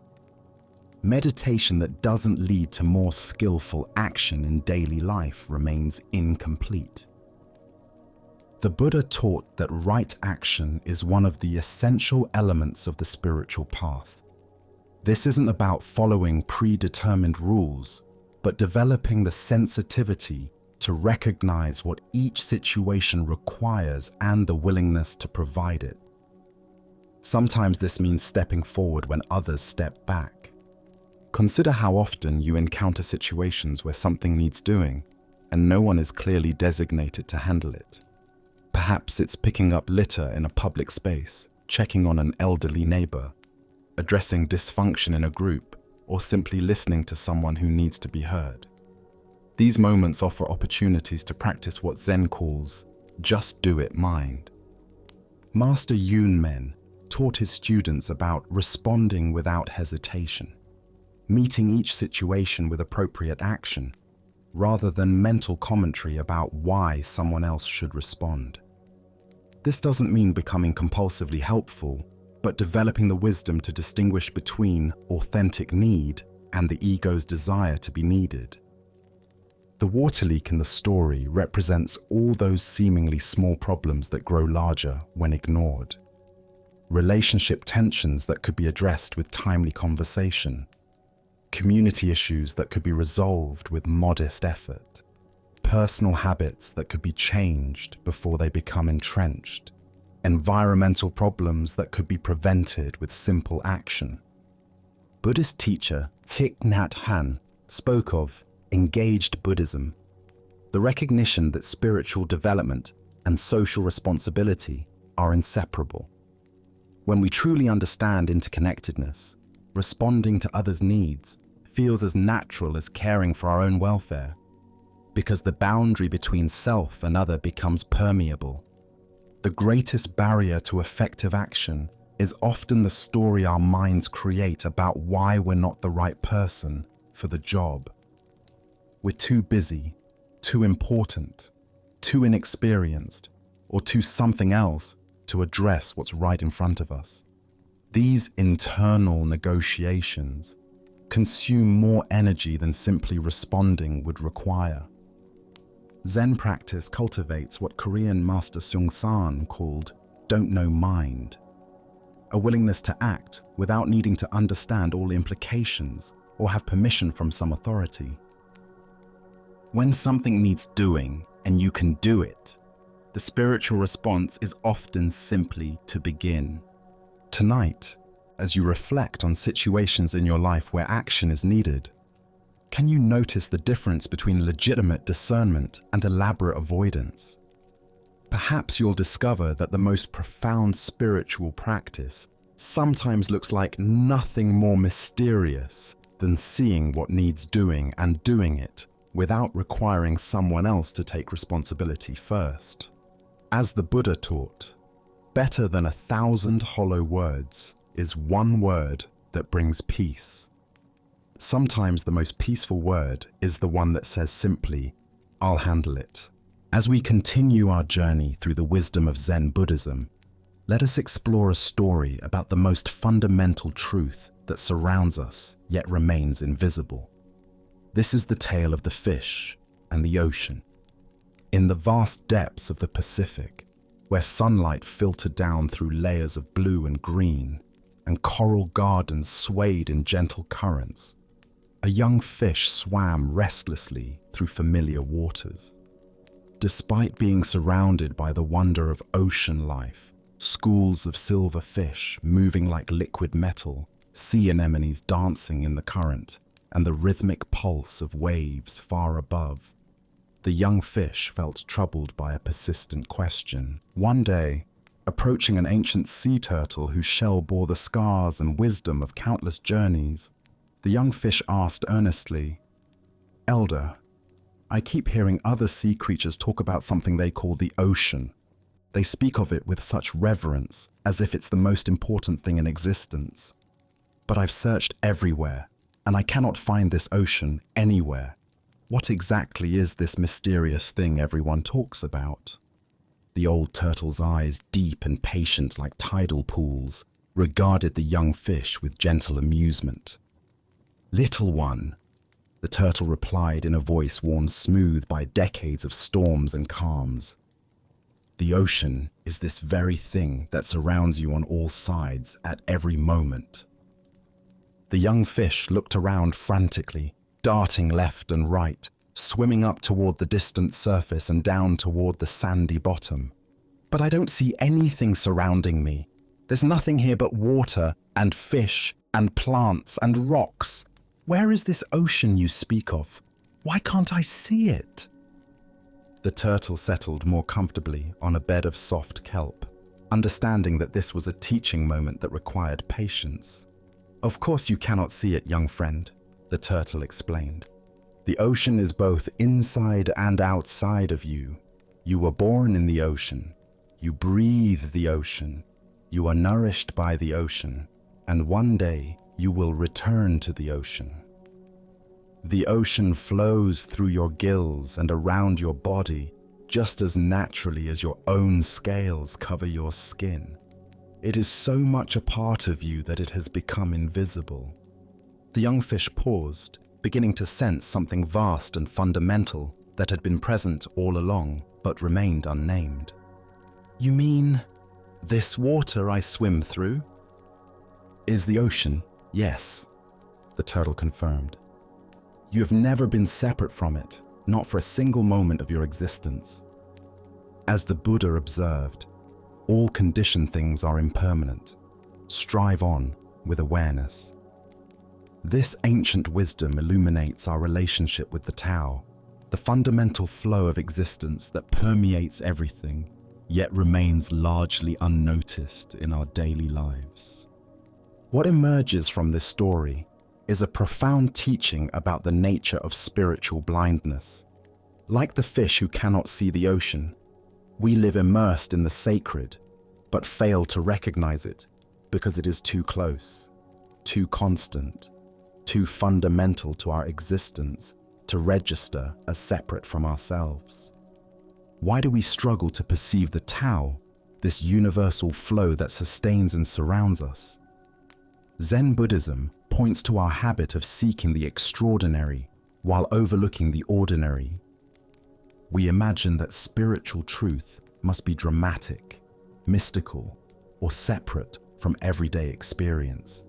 We look for God in burning bushes while missing the divine presence in morning coffee, in the breath entering our lungs, in the simple fact of awareness itself.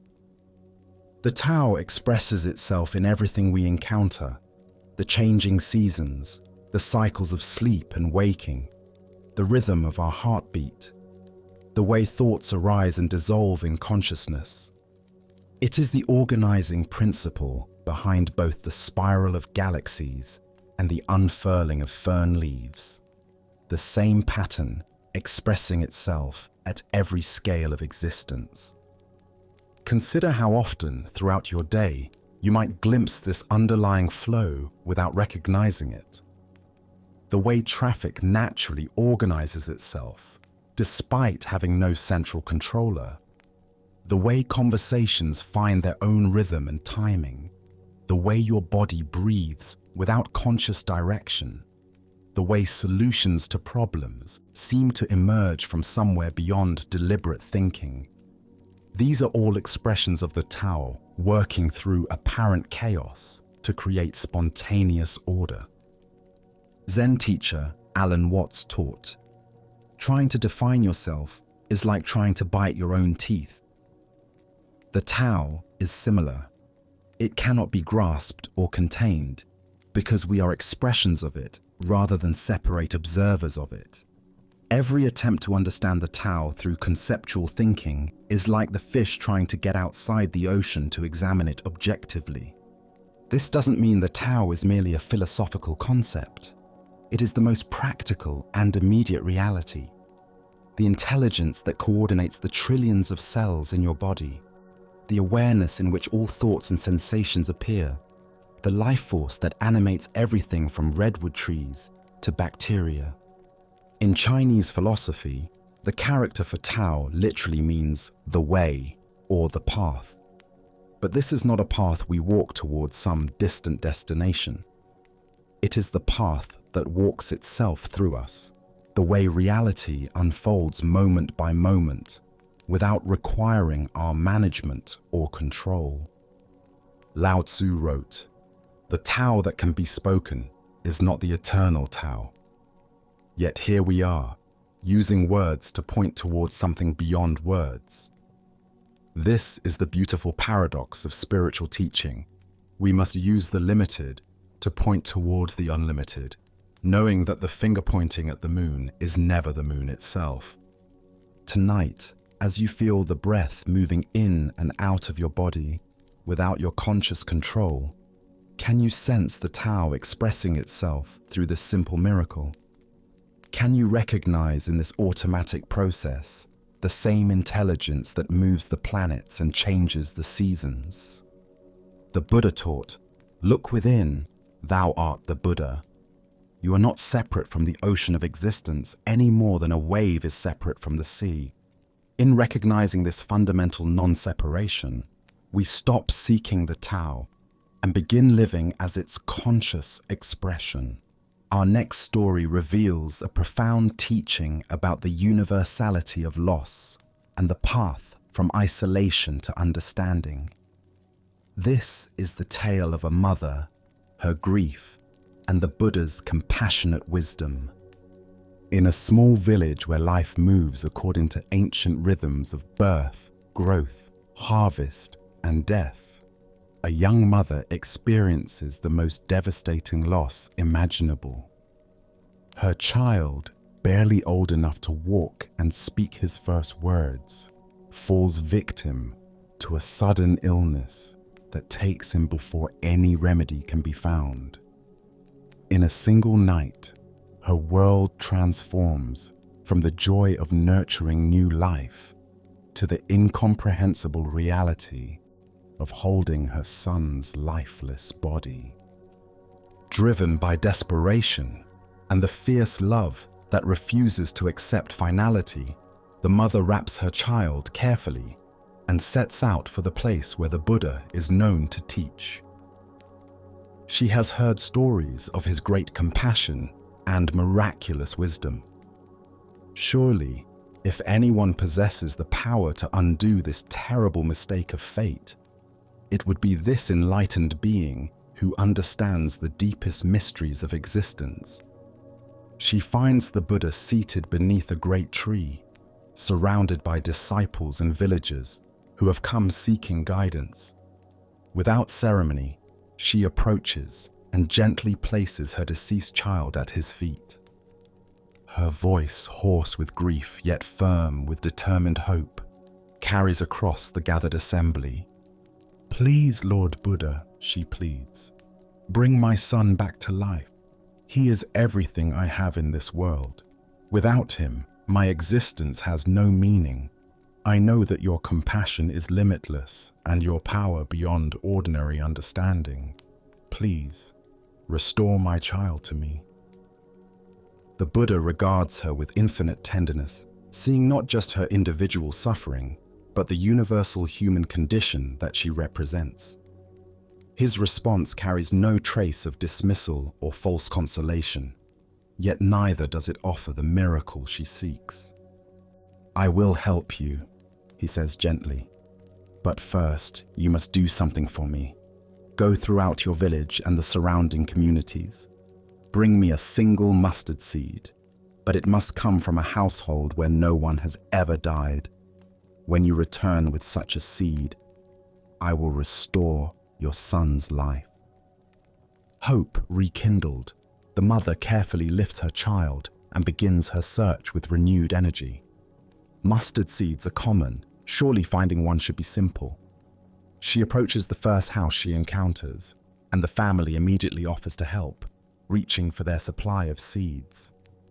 "Wait," she stops them, remembering the Buddha's condition. "Has anyone in your household ever died?" The family exchanges glances filled with their own memories of loss. "Oh yes," they reply softly. "We lost our grandmother just 2 years ago, and before that, my brother died in an accident." Their faces show understanding as they realize why she asks, and they cannot provide what she seeks. House after house yields the same pattern. Each family gladly offers mustard seeds, but when she explains the requirement, each must acknowledge their own encounters with death. Parents speak of children lost to disease. Children remember grandparents who have passed. Some households carry recent grief, others older losses, but none have been untouched by mortality's reality. As the day progresses and her search expands to neighboring villages, the mother begins to see her situation from an expanding perspective. In every home, she finds not just willingness to help, but recognition of shared experience. Other mothers have held lifeless children. Other families have struggled with incomprehensible loss. Her agony, while intensely personal, is also universally human. By evening, she has not found a single household that death has never visited. But more importantly, she has found something else. The recognition that suffering, while painful, connects us to the fundamental condition of all living beings, rather than separating us from them. She returns to the Buddha, no longer carrying desperate demands for miraculous intervention, but seeking a different kind of help. Her son's body rests peacefully in her arms, but her relationship to his death has transformed. She bows deeply and says, "Lord Buddha, I understand now. Please teach me about the nature of life and death. Help me find a way to honor my love for my son while learning to live with this loss." Ancient Buddhist wisdom tells us, of all footprints, that of the elephant is supreme. Similarly, of all meditative themes, that on death is supreme. The deeper teaching here shows us that acknowledging the universality of loss can transform isolation into connection and despair into wisdom. Why do we feel so alone when confronted with death and loss, when these experiences are among the most universal aspects of human existence? Buddhist psychology reveals that suffering often compounds itself by creating the illusion that our pain is uniquely unbearable, that others couldn't possibly understand our particular anguish, that we've been singled out for especially cruel treatment by fate. This sense of isolation intensifies grief by cutting us off from the very connections that could provide healing. When we believe our suffering is unprecedented, we resist the comfort and wisdom available from others who have walked similar paths. We push away exactly what we most need, the recognition that love and loss are inseparable throughout human experience. The Buddha's compassionate strategy didn't minimize the mother's grief or rush her toward acceptance. Instead, he guided her toward a direct discovery that would transform her understanding organically. By requiring her to visit household after household, he ensured she would encounter the full spectrum of human loss, while also witnessing how families continue living meaningful lives despite experiencing tragedy. This search served as a form of healing meditation in action. Each conversation with bereaved families became an opportunity for the mother to see her experience reflected in others' stories. Each expression of sympathy from people who recognized her pain created threads of connection that began weaving her back into the fabric of community. The mustard seed itself carries symbolic significance. It's one of the smallest seeds, yet it grows into a substantial plant. This suggests that even tiny acknowledgements of our shared vulnerability can grow into profound understanding and acceptance. The impossible condition the Buddha set wasn't meant to frustrate her, but to lead her toward a different kind of miracle: the transformation of isolated suffering into connected wisdom. Buddhist teacher Pema Chodron writes about the wisdom of no escape, the recognition that attempting to avoid life's inevitable difficulties creates additional suffering beyond the original pain. The mother's initial request represented this very human desire to escape from loss rather than learn how to be with it skillfully. The story also reveals how grief can become a gateway to deeper understanding when met with wisdom rather than denial. The mother's love for her child didn't diminish through accepting his death. Instead, it found a way to honor their connection while acknowledging the temporary nature of all physical forms. In Tibetan Buddhism, there's a practice called taking and giving, where practitioners deliberately contemplate the suffering of others as a way of developing compassion and perspective. The mother's journey inadvertently became such a practice as she discovered that every family carried losses similar to her own. This doesn't mean that individual grief should be minimized or quickly moved through. The particularity of each loss, the specific person, relationship, dreams that have ended, deserves full acknowledgement. But recognizing the universality of loss can prevent grief from becoming a prison that isolates us from life's continuing flow. The Buddha's guidance points toward what might be called grief with company, rather than grief alone. When we understand that millions of parents have loved children who died, that loss is woven into the very structure of existence. Our pain becomes no less real, but somehow more bearable, because it's shared. This story also addresses the natural human tendency to bargain with reality, to seek exceptions to universal laws through spiritual intervention. The mother's request for resurrection reflects our deep resistance to accepting that some changes cannot be undone, that some losses cannot be reversed through sufficient faith, love, or spiritual authority. Instead of resurrection, the Buddha offered something potentially more valuable, a path toward wisdom that could transform her relationship to loss itself. This represents spiritual teaching at its most skillful, meeting people exactly where they are while guiding them toward deeper understanding. The teaching doesn't end with accepting death's inevitability, but points toward how this acceptance can become a foundation for more authentic living. When we truly integrate the reality of impermanence, our remaining time becomes more precious, our relationships more genuine, our priorities clearer. Tonight, as you reflect on the losses you've experienced or fear experiencing, can you sense the vast company of others who have walked similar paths?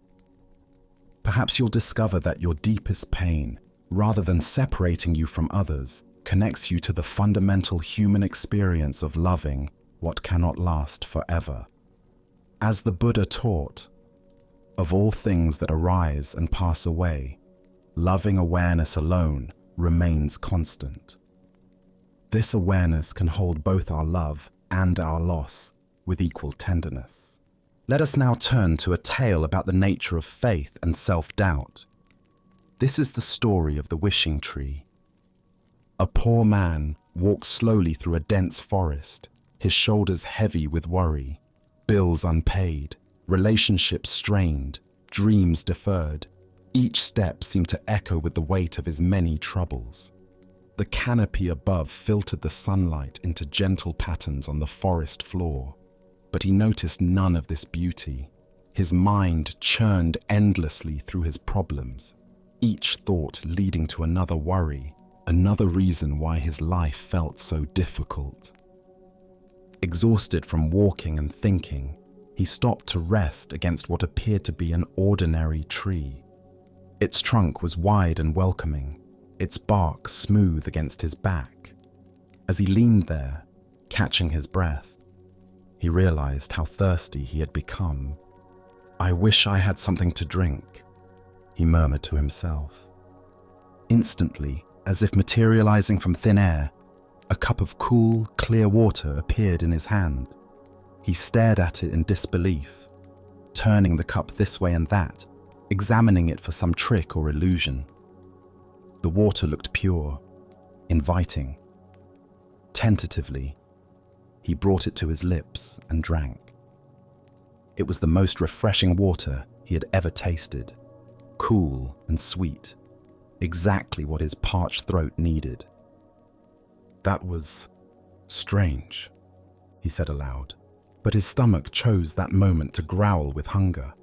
Almost without thinking, he wished for food.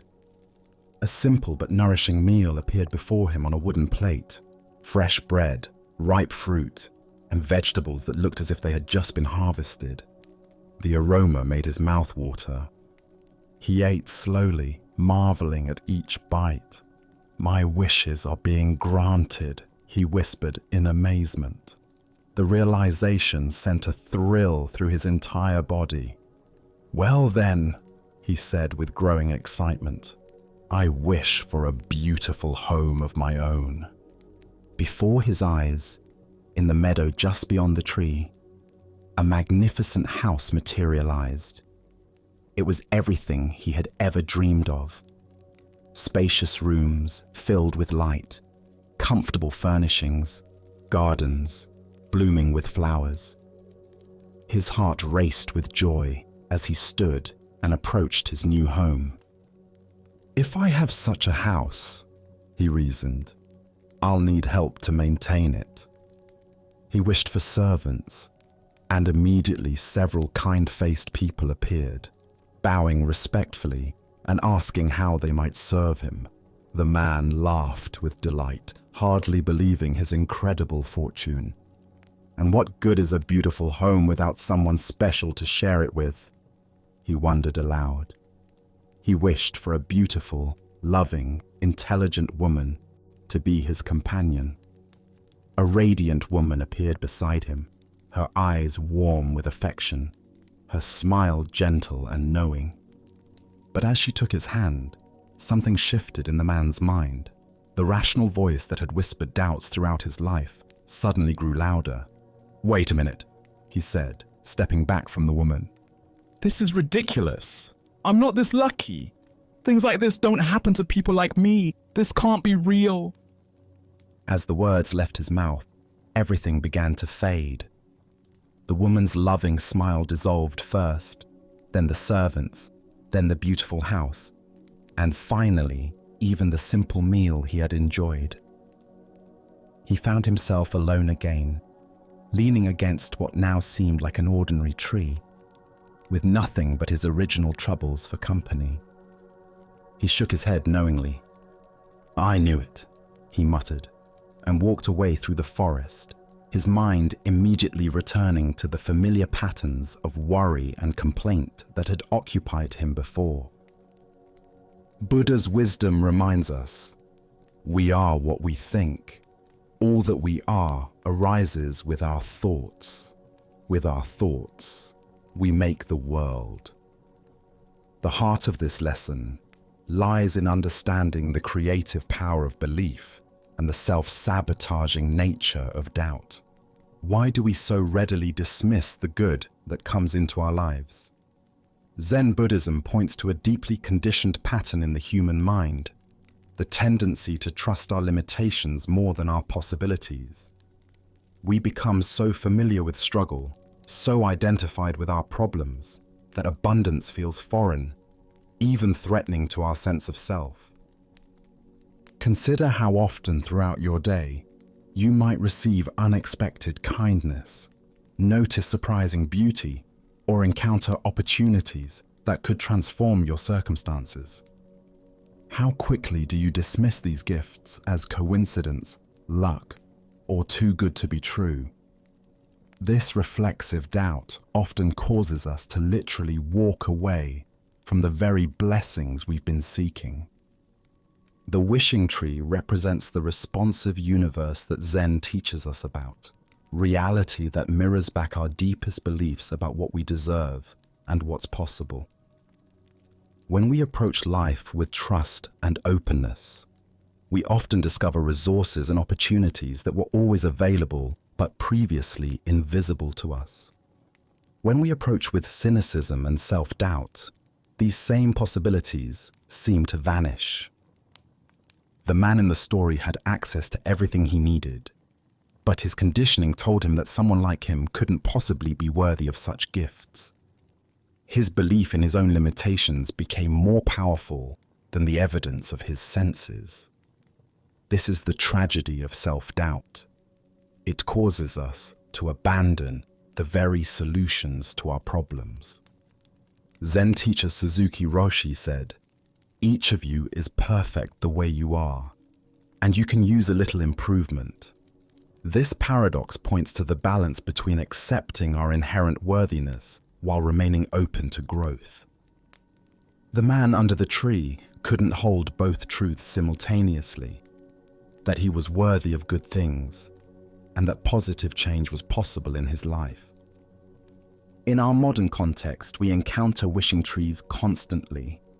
The colleague who offers genuine friendship, but we assume they have ulterior motives. The job opportunity that seems perfect, but we convince ourselves we're not qualified. The romantic relationship that feels too good to be true, so we sabotage it before it can disappoint us.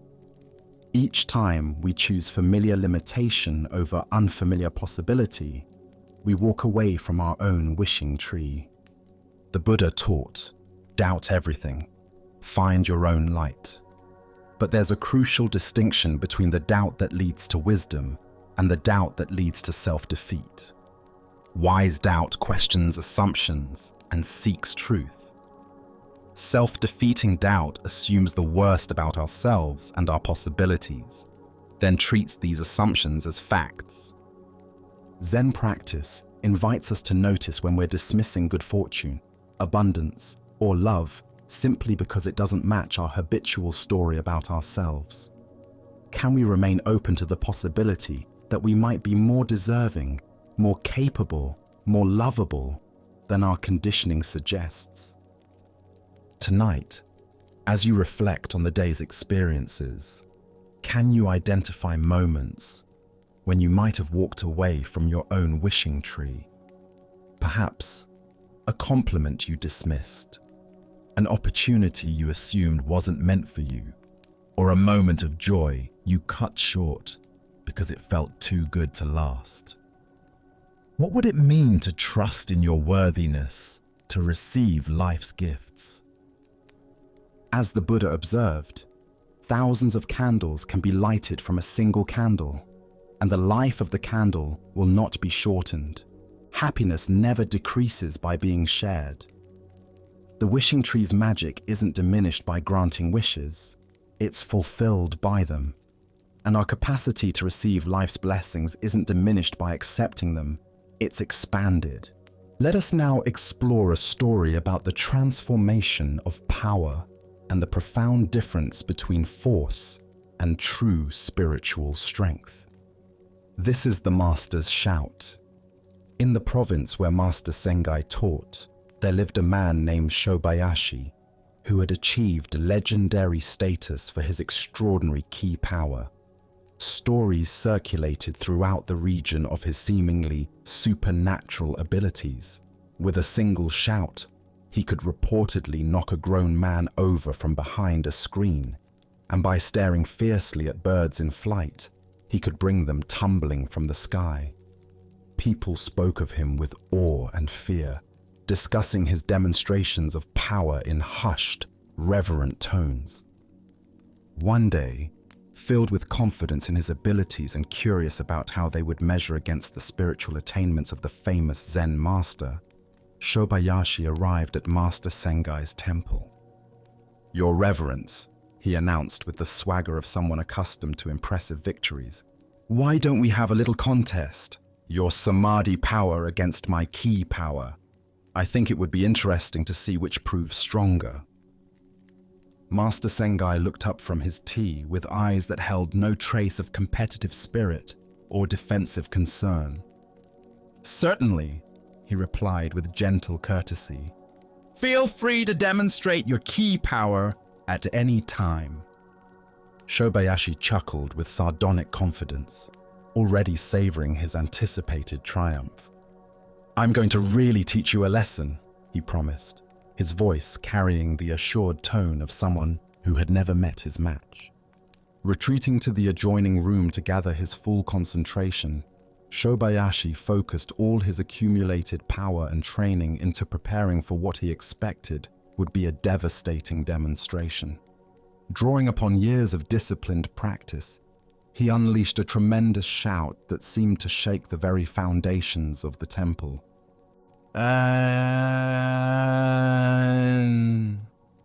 The force of his cry was extraordinary, reverberating through the wooden structures and echoing across the temple grounds.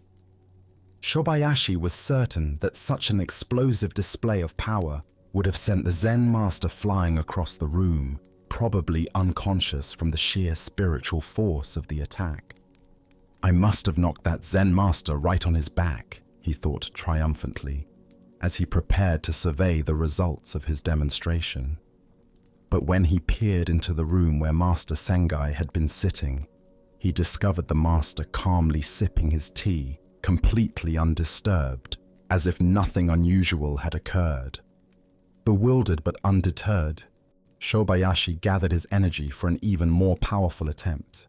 His second great shout surpassed the first in both volume and concentrated force, but Master Sengai remained completely unaffected, continuing his peaceful tea drinking with the same serene composure.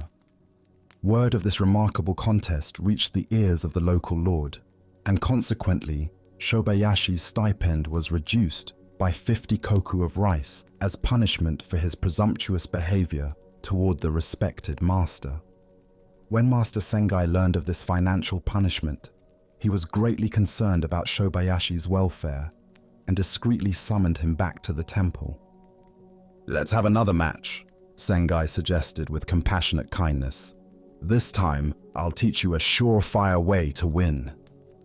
Rather than gloating over his victory or dismissing his challenger, The master began instructing Shobayashi in the meditation technique of counting breaths, patiently explaining the subtleties of awareness and concentration that formed the foundation of genuine spiritual power. Returning home, Shobayashi practiced this new technique with the same intensity he had once devoted to developing his key power. Night and day, he focused on his breathing, gradually discovering layers of experience he had never imagined. Slowly, his understanding deepened until, suddenly, he experienced a profound transformation. He became one with his breathing. There was no separate self observing the breath, no breath existing apart from his essential nature. From this place of complete unity he shouted, and the force of his cry seemed to fill not just heaven and earth, but the entire universe itself. "That's it!" he cried out spontaneously, understanding flooding through him like sunrise breaking over mountains. He rushed immediately to see Master Sengai, eager to share his realization. When he presented his newfound understanding to the master, Sengai was genuinely astonished. "Shobayashi, you've done it!" he exclaimed with joy. "You've knocked down not only me, but heaven and earth and all there is. I've lost the match." As the Buddha observed, the conquest of oneself is better than the conquest of all others. This teaching relates profoundly to the transformation from ego-driven power to authentic spiritual strength that emerges from unity rather than separation. Here we discover a profound distinction between force and true power. Shobayashi's initial demonstrations, impressive as they appeared, were based on the accumulated effort of a separate self trying to impact other separate objects. This approach, no matter how skillfully developed, operates within the realm of duality and competition. Master Sengai's apparent invulnerability wasn't the result of superior defensive techniques or stronger willpower. His equanimity arose from such deep realization of non-separation that there was no separate self to be knocked over, no fixed position to be disturbed. When someone truly understands their essential nature, external displays of power simply have no target to affect. This ancient wisdom illuminates our cultural obsession with power, dominance, and competitive advantage. We spend tremendous energy developing skills and abilities designed to give us influence over others, to make us impressive or intimidating, to establish our superiority in various fields. But this approach to power inevitably creates the very separation and conflict it seeks to overcome. Why do we assume that spiritual development should make us more powerful in conventional terms? This misconception stems from applying worldly success metrics to inner transformation. We imagine that meditation, spiritual practice, or wisdom should give us advantages over others rather than dissolving the competitive framework entirely. The master's response to Shobayashi's challenge demonstrates the compassionate nature of true wisdom. Rather than humiliating his challenger or using the incident to enhance his own reputation, Sengai was genuinely concerned when he learned of the man's punishment and took responsibility for helping him discover authentic power. This teaching reveals the difference between power over others and power from unity.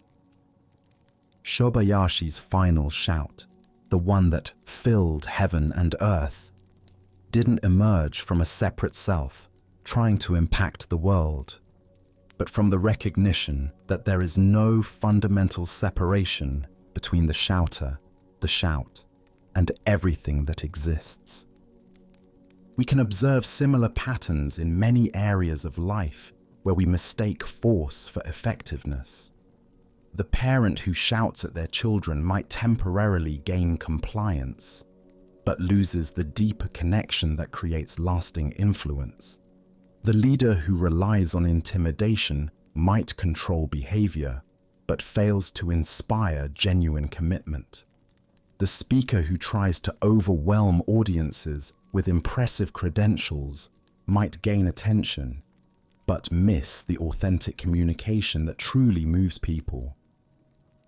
Zen practice cultivates what might be called effortless effectiveness, the ability to accomplish what needs accomplishing without the strain and separation inherent in forceful approaches. When our actions arise from unity rather than division, they naturally carry more genuine power because they align with reality rather than fighting against it. Additionally, our minds tend to confuse dramatic displays with actual accomplishment. Shobayashi's initial shouts were certainly impressive, but they accomplished nothing meaningful beyond demonstrating his technical skill. His final realization, while perhaps appearing less spectacular, represented a fundamental transformation that changed his entire relationship to existence. This story also points us toward understanding the role of authentic teaching in spiritual development. Master Sengai didn't defeat Shobayashi and walk away. He recognized the sincere seeking beneath the competitive display and offered the precise guidance needed for genuine breakthrough. Tonight, as you consider areas where you might be trying to force outcomes or impress others with your capabilities, can you sense the difference between effort that arises from separation and action that flows from unity? What would it mean to let your effectiveness come from alignment rather than domination? The Buddha taught, "In separateness lies the world's great misery. In compassion lies the world's true strength." When we discover the authentic power that emerges from recognizing our fundamental interconnection, we find that we can indeed move heaven and earth, not through force, but through the irresistible influence of truth itself. As we continue our journey through the wisdom of Zen Buddhism, let us turn to a story about the difference between resistance and flow. This is the teaching of the old man and the waterfall. In a mountain village where a swift river carved its way through ancient rocks, an old Taoist sage often walked along the water's edge, observing the interplay between the flowing current and the solid stones that tried to redirect its path. The villagers knew him as a gentle, contemplative man who seemed to understand something profound about the natural world that others missed. One afternoon, as storm clouds gathered and rain began to fall, the river swelled with unusual force.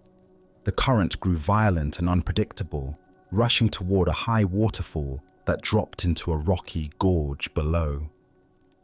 Most people avoided the area during such conditions, knowing that anyone who fell into the rapids would face almost certain death against the jagged rocks at the bottom of the falls.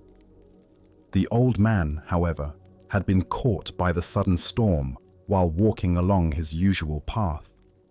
As he tried to make his way back to safety, the muddy bank gave way beneath his feet. Before he could catch himself, he tumbled into the raging torrent and was immediately swept away by the powerful current. Villagers who witnessed his fall cried out in horror. They ran along the riverbank, helplessly watching as the old man was carried toward the waterfall by waters too violent and swift for any rescue attempt. They could only watch in anguish as he disappeared over the edge, plunging into the churning chaos below. Everyone assumed the worst. No one could survive such a fall, especially not an elderly man with limited strength.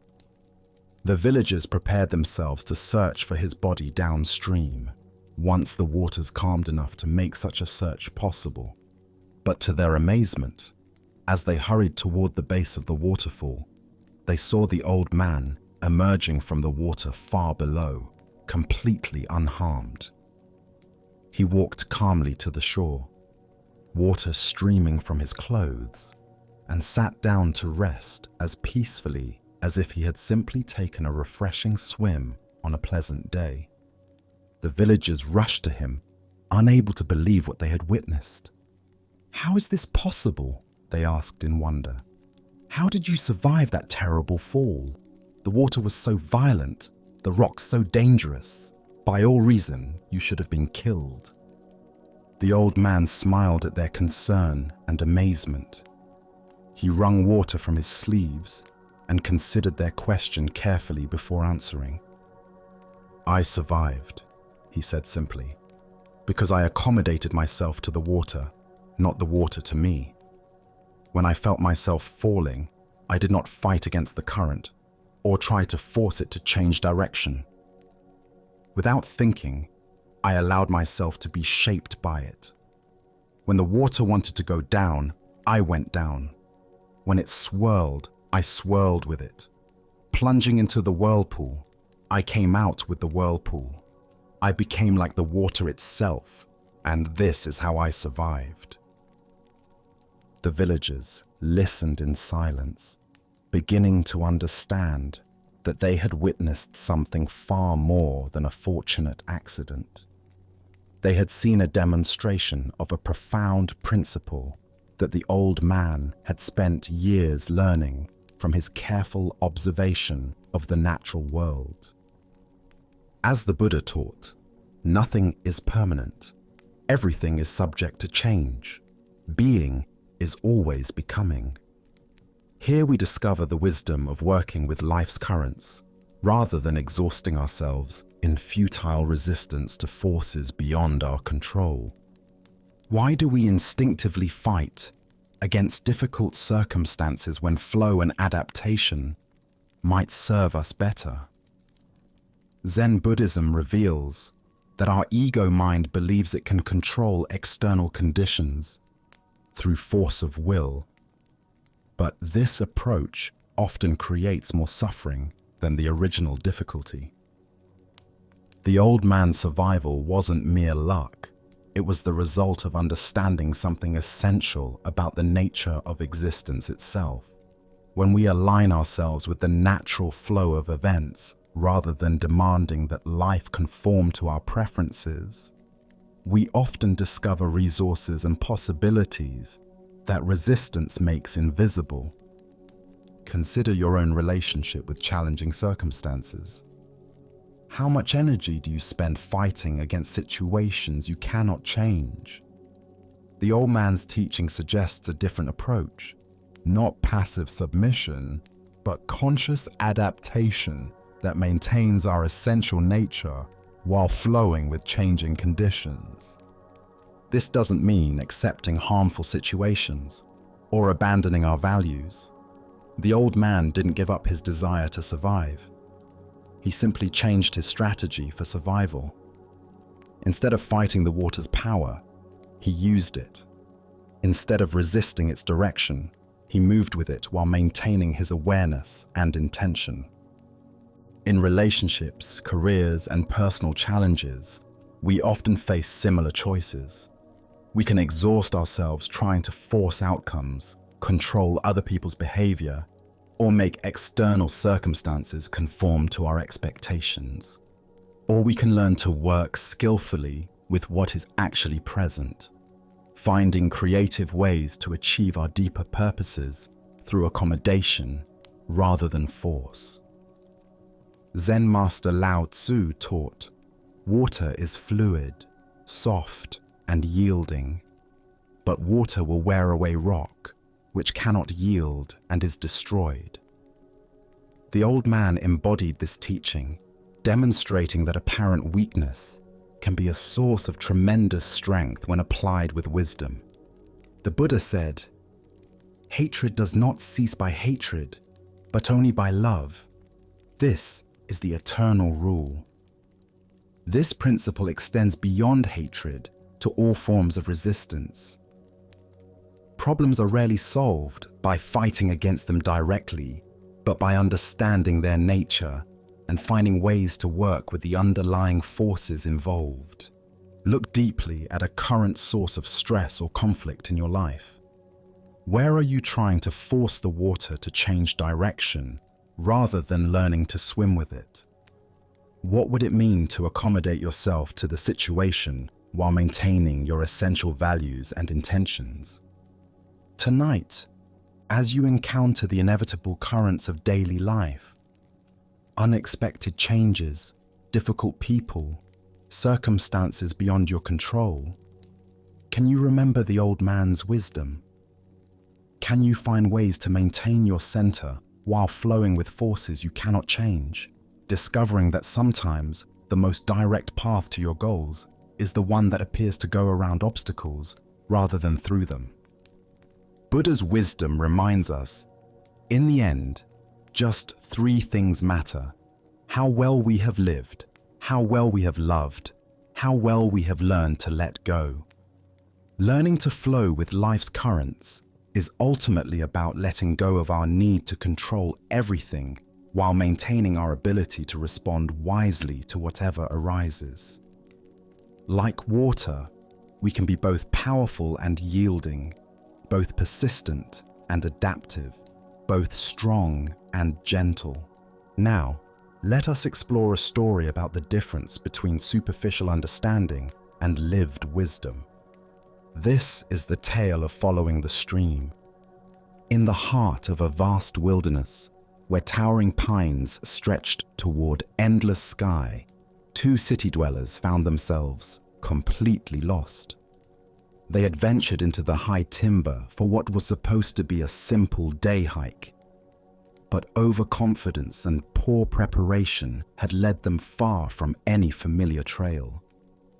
For a day and a night, they wandered through the dense forest, their anxiety growing with each passing hour. The comfortable urban world they knew seemed impossibly distant. Every tree looked the same. Every path led to another confusing intersection, and their sense of direction had completely abandoned them. Just as panic was beginning to set in, they stumbled upon an old hermit sitting peacefully beside a small clearing. His weathered face spoke of years spent in solitude, and his calm presence offered immediate comfort to the desperate travelers. "How do we find our way back to civilization?" they asked urgently, their voices carrying the desperation of people who had exhausted their own resources. The hermit looked at them with kind eyes that seemed to see more than their immediate predicament. "I could tell you," he replied thoughtfully, "but you'd still get lost." The two men exchanged confused glances. This wasn't the straightforward directions they had hoped for. "What should we do?" they asked, their frustration evident. "Go with the flow," the hermit answered simply. "I beg your pardon," one of them responded, clearly expecting something more practical and specific. The hermit smiled and gestured toward a small stream that bubbled cheerfully through the clearing. "Go with the flow. You see that stream over there? Just follow it. Streams go into creeks, and creeks go into rivers, and rivers go through towns. Also, along the way you'll have water to drink and berries to eat." This practical advice made immediate sense to the lost travelers. Following water downstream was indeed a reliable way to find human settlements, and the stream would provide essential resources they needed for survival during their journey. But one of the men, perhaps having heard spiritual teachings before, asked a deeper question. "Is that what Zen people mean when they say, 'go with the flow'?" The hermit paused for a moment, considering this question with the same careful attention he had given their practical need for directions. "Yes and no," he replied enigmatically, and then continued along his way, leaving the two men to find their own understanding of his words. The Buddha once said, "If you understand, things are just as they are. If you do not understand, things are just as they are." This teaching points to the layered nature of wisdom that the hermit embodied in his response to the lost travelers. The deeper teaching here shows us how authentic spiritual guidance operates on multiple levels simultaneously. The hermit's advice was both completely practical and profoundly metaphorical. On the surface level, Following the stream was simply good wilderness survival strategy. On a deeper level, it represented the entire approach to living that Zen encourages. Why did the hermits say the travelers would still get lost, even if he gave them directions? This points to a fundamental truth about the difference between receiving information and developing wisdom. External directions can guide us temporarily, but they don't develop our inner capacity for navigation. Real wisdom involves learning to read the natural signs and flow with the underlying currents of life itself. Consider how this applies to our spiritual seeking. We often approach teachers and teachings looking for specific directions. Tell me exactly what to do to become enlightened. Give me the precise meditation technique that will solve my problems. But this approach, while understandable, misses the deeper point. True spiritual guidance doesn't provide a map, but teaches us how to read the territory. It doesn't give us someone else's answers, but helps us develop the capacity to find our own. Like the stream that naturally knows its way to the ocean, we each have an innate wisdom that can guide us if we learn to trust and follow it. The phrase "go with the flow" has become so common in popular culture that it's almost lost its meaning, often interpreted as passive resignation or lack of direction. But the hermit's yes and no response points to a more nuanced understanding. True flowing isn't about drifting aimlessly, but about aligning our efforts with the natural currents of wisdom and compassion. The stream represents the Tao, the natural way that underlies all existence.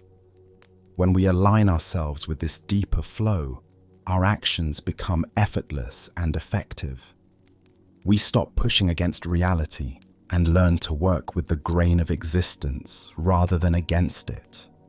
But this requires developing a different kind of intelligence than our usual problem-solving mind. The travelers wanted explicit directions because that's how the rational mind works, through clear, step-by-step instructions. But the deeper intelligence the hermit was pointing toward operates more like intuition, sensing the right direction moment by moment rather than following a predetermined plan. This is why contemplative traditions emphasize present moment awareness. The stream doesn't need to know where the ocean is. It simply flows in the direction that feels natural right now. Similarly, when we develop moment-to-moment mindfulness, we can sense the appropriate response to each situation without needing to figure out the entire journey in advance. Tonight, as you navigate the complexities of your own life, can you sense the streams of natural wisdom flowing beneath the surface of your daily concerns? What would it mean to trust that deeper current while still attending responsibly to practical necessities? Buddha's wisdom reminds us, thousands of candles can be lighted from a single candle, and the life of the candle will not be shortened. The hermit's guidance was like lighting a candle in the travelers' minds, providing not just directions, but a way of approaching life that could serve them in countless future situations. Let us continue our journey with a story about the limits of intellectual understanding and the humility that true wisdom requires. This is the ultimate point. A learned Zen priest named Tai Gu had spent years studying sacred texts, mastering meditation techniques, and developing a reputation for spiritual insight. When the position of abbot became available at a respected temple, the community chose him, confident in his wisdom and abilities. Tai Gu accepted the role with pride, believing his years of preparation had equipped him for spiritual leadership. Soon after his appointment, a woman from the village approached the temple, her face etched with the deep grief of a mother who had lost her child. She bowed before the new abbot, her eyes filled with desperate hope. "Venerable Master," she said, her voice breaking, "I have heard of your great wisdom and compassion. My child has died, and my heart is shattered. Please, tell me where my child has gone. I need to know. Where is my beloved child now? Taigu sat in silence, his mind racing through all the Buddhist teachings he had memorized about death, rebirth, and the nature of existence.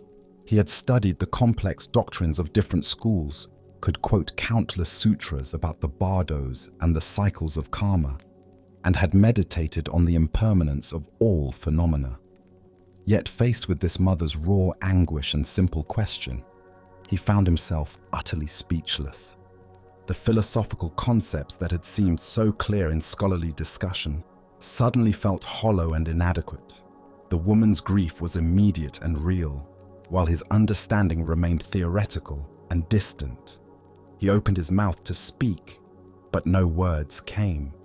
How could he offer intellectual explanations to a heart torn apart by loss?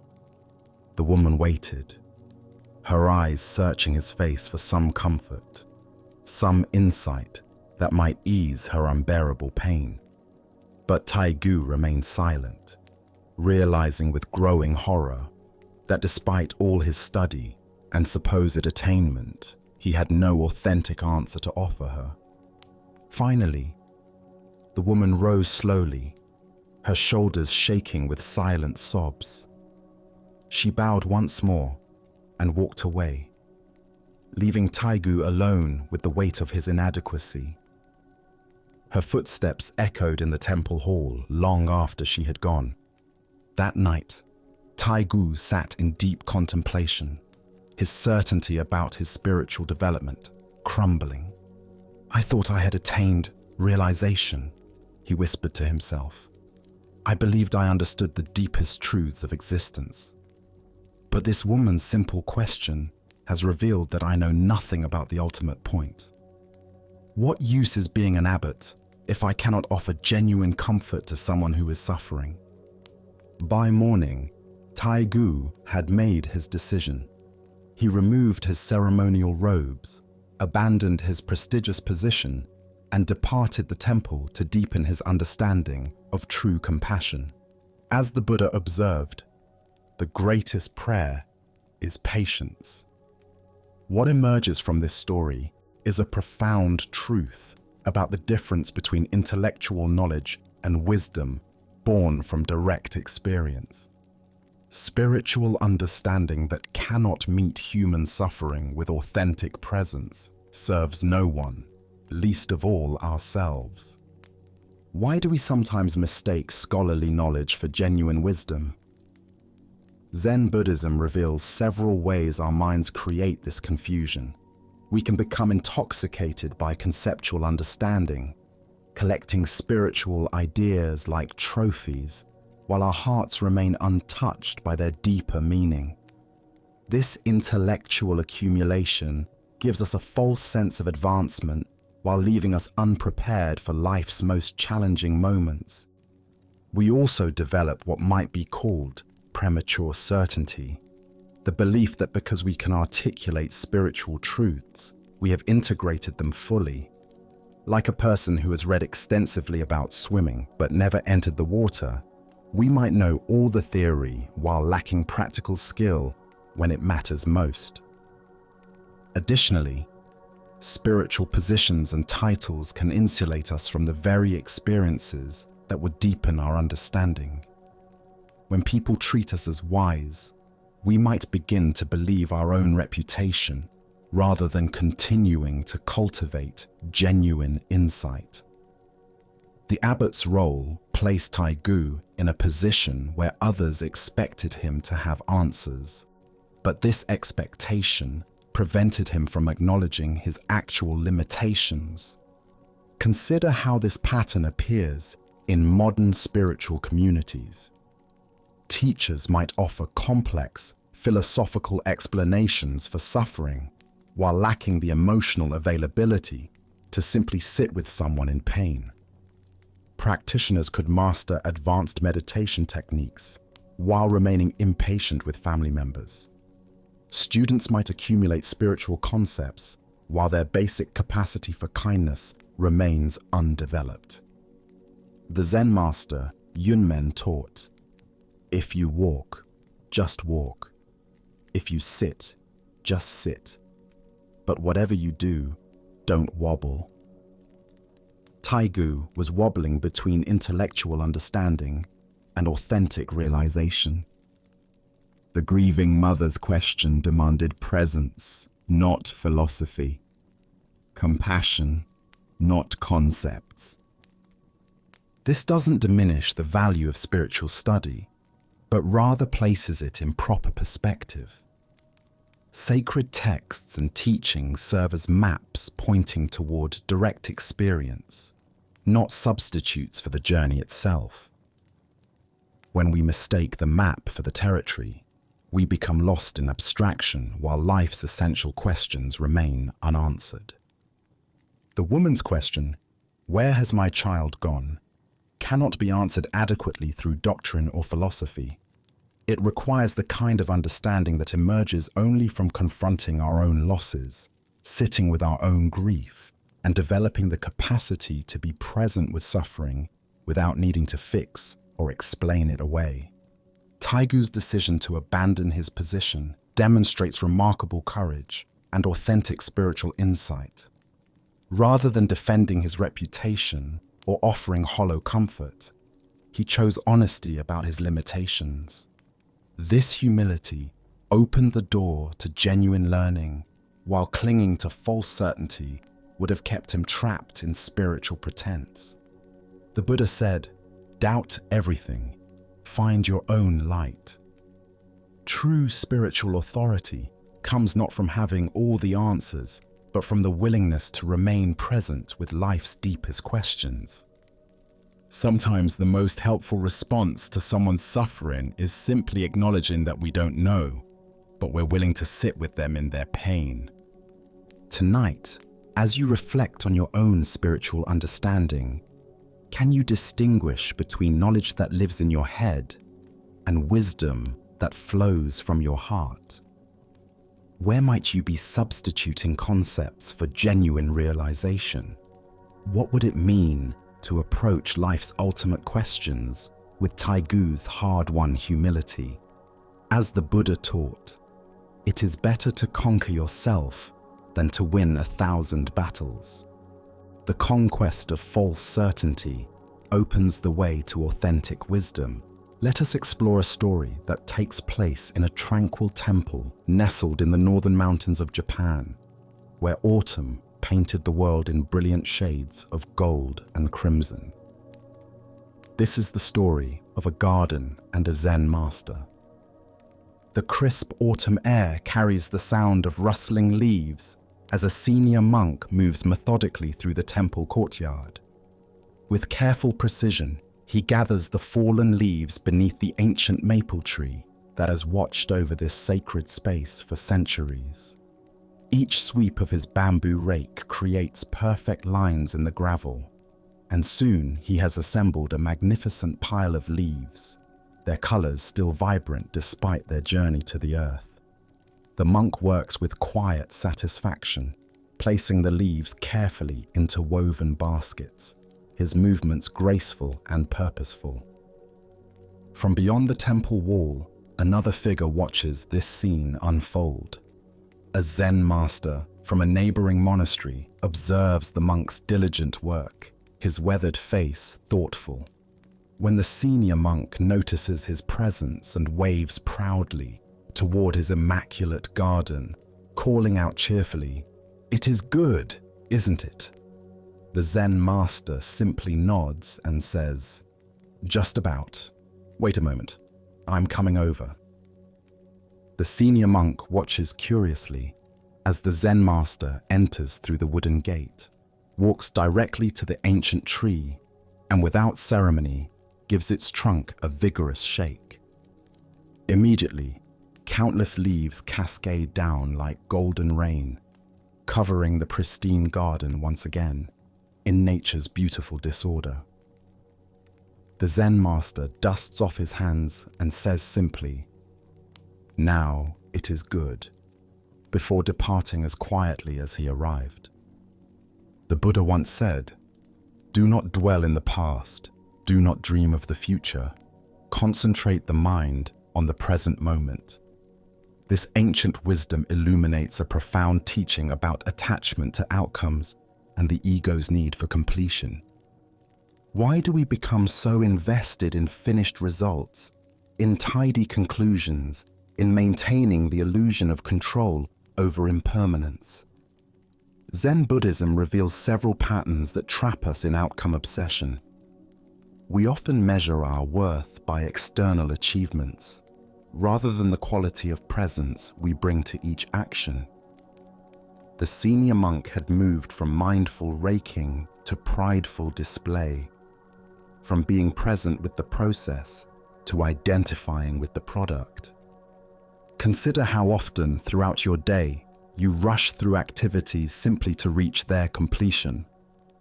Washing dishes becomes about having clean dishes rather than the warm water on your hands. Exercise becomes about burning calories rather than feeling your body move. Meditation becomes about achieving peace rather than witnessing whatever arises.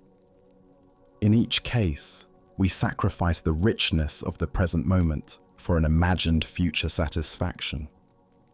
Zen Master Dogen taught, "You are perfect as you are, and you could use a little improvement."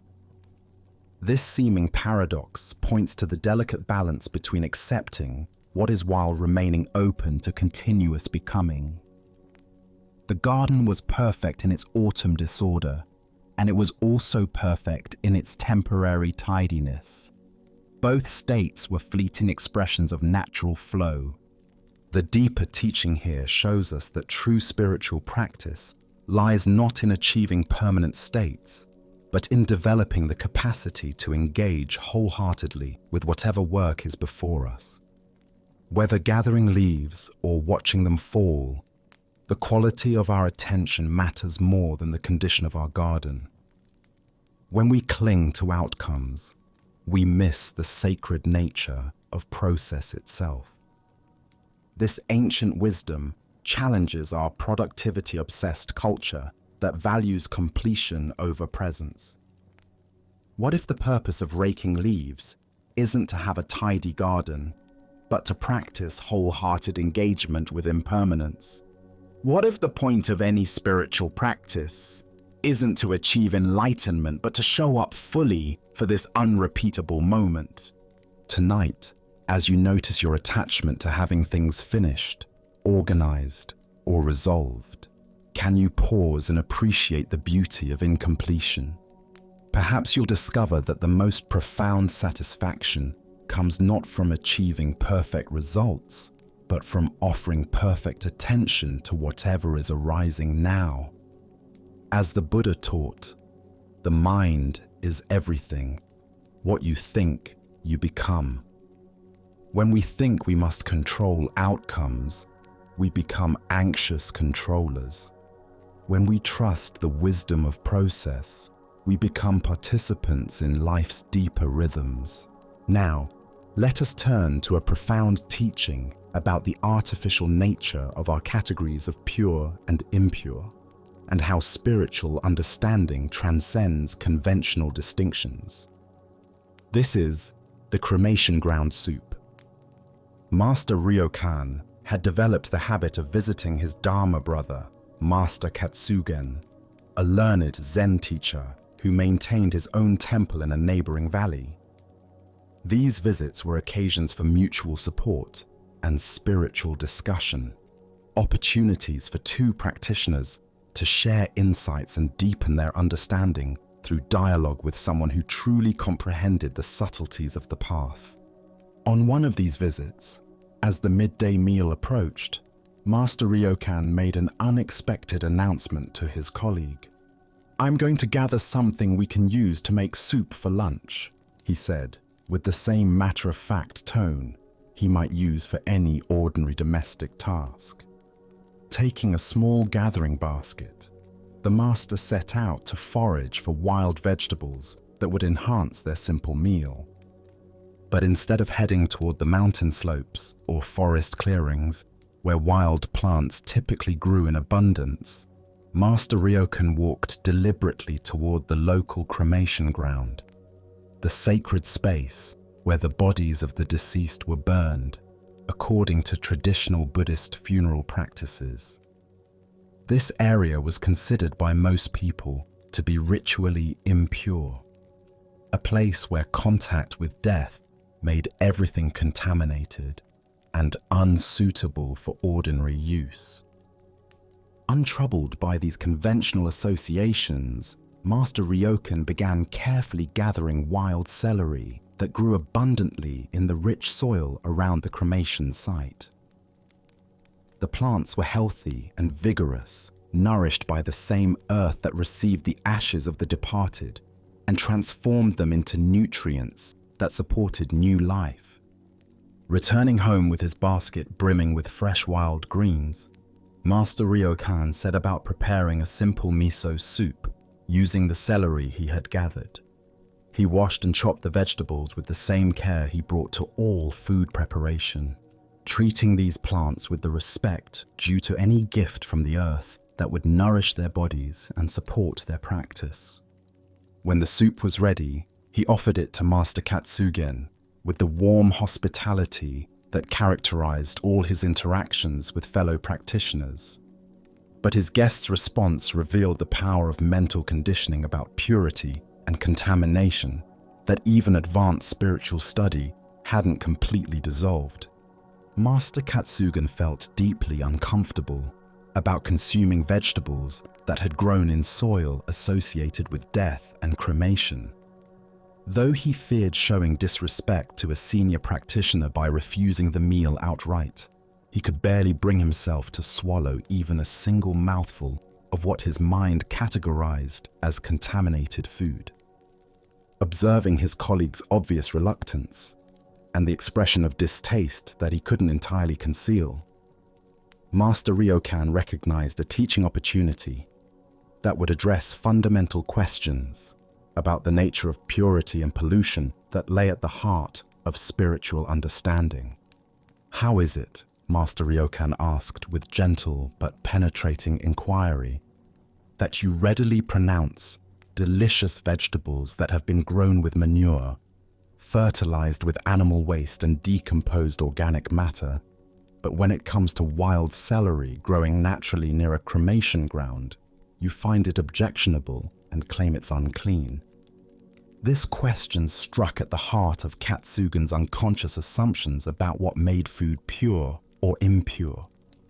He suddenly recognized that his revulsion was based not on any actual difference in cleanliness or safety, but on cultural conditioning about which kinds of death and decomposition were acceptable to think about in relation to his food.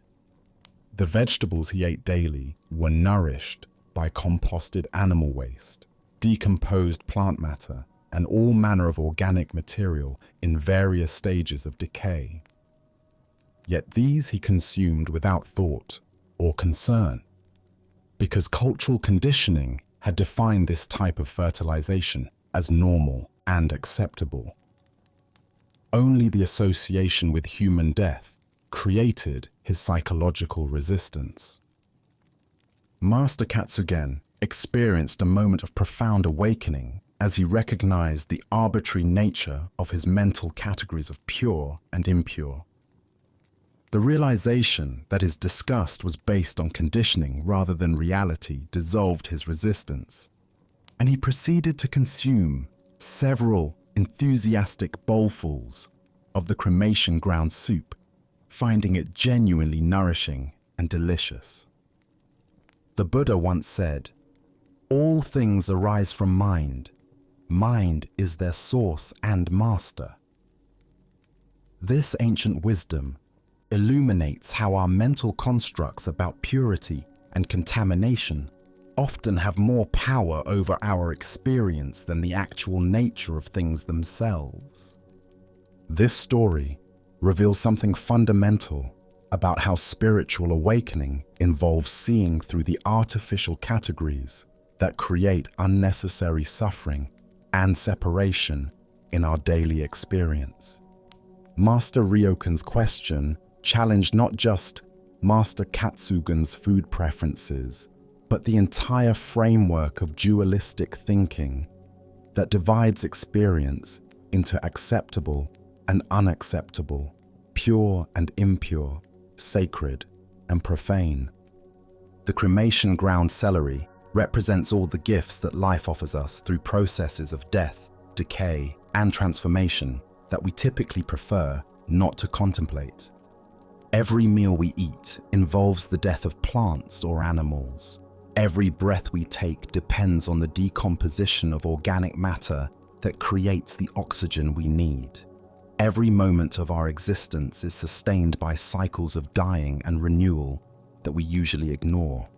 Why do we create such elaborate mental distinctions about which forms of death and decay are acceptable to acknowledge in relation to our sustenance? This tendency reflects our deep discomfort with the reality of impermanence and our attempt to maintain the illusion that we can somehow remain separate from the natural cycles of birth, death, and renewal that characterize all existence. Master Ryokan's comfortable relationship with the cremation ground demonstrates the kind of integration that comes from genuine spiritual understanding. Rather than seeing death as contamination, he recognized it as part of the same natural process that creates all life. The celery growing there was nourished by the same transformative forces that nourish all plant growth, the breakdown of organic matter that releases nutrients for new growth.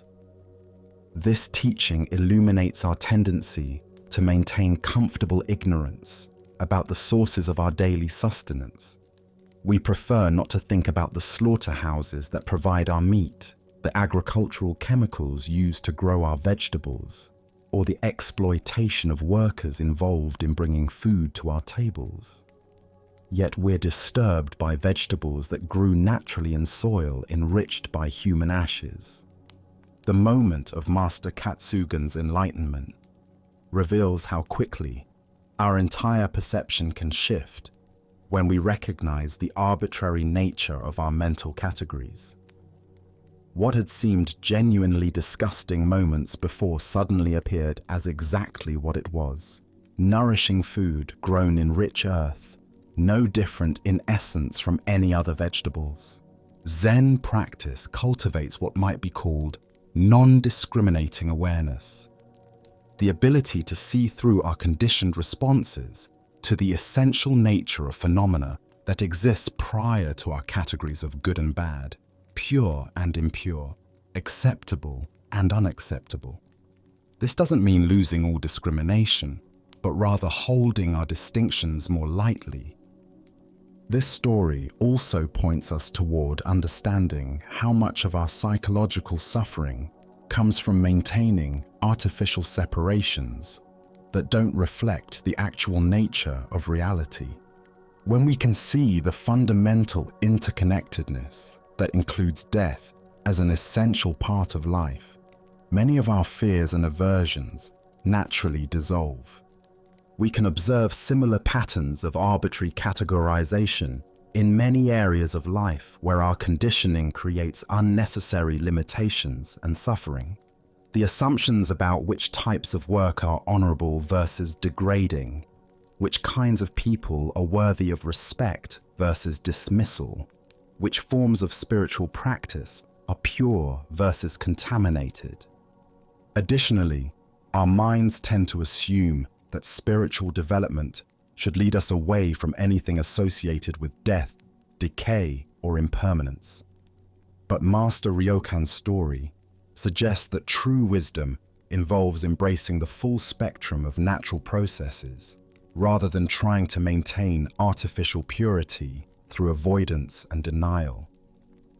The transformation of Master Katsugen's relationship to the soup, from barely able to swallow it to enthusiastically consuming multiple bowls, demonstrates how our enjoyment of life can expand dramatically when we release unnecessary mental restrictions based on cultural conditioning rather than actual discernment.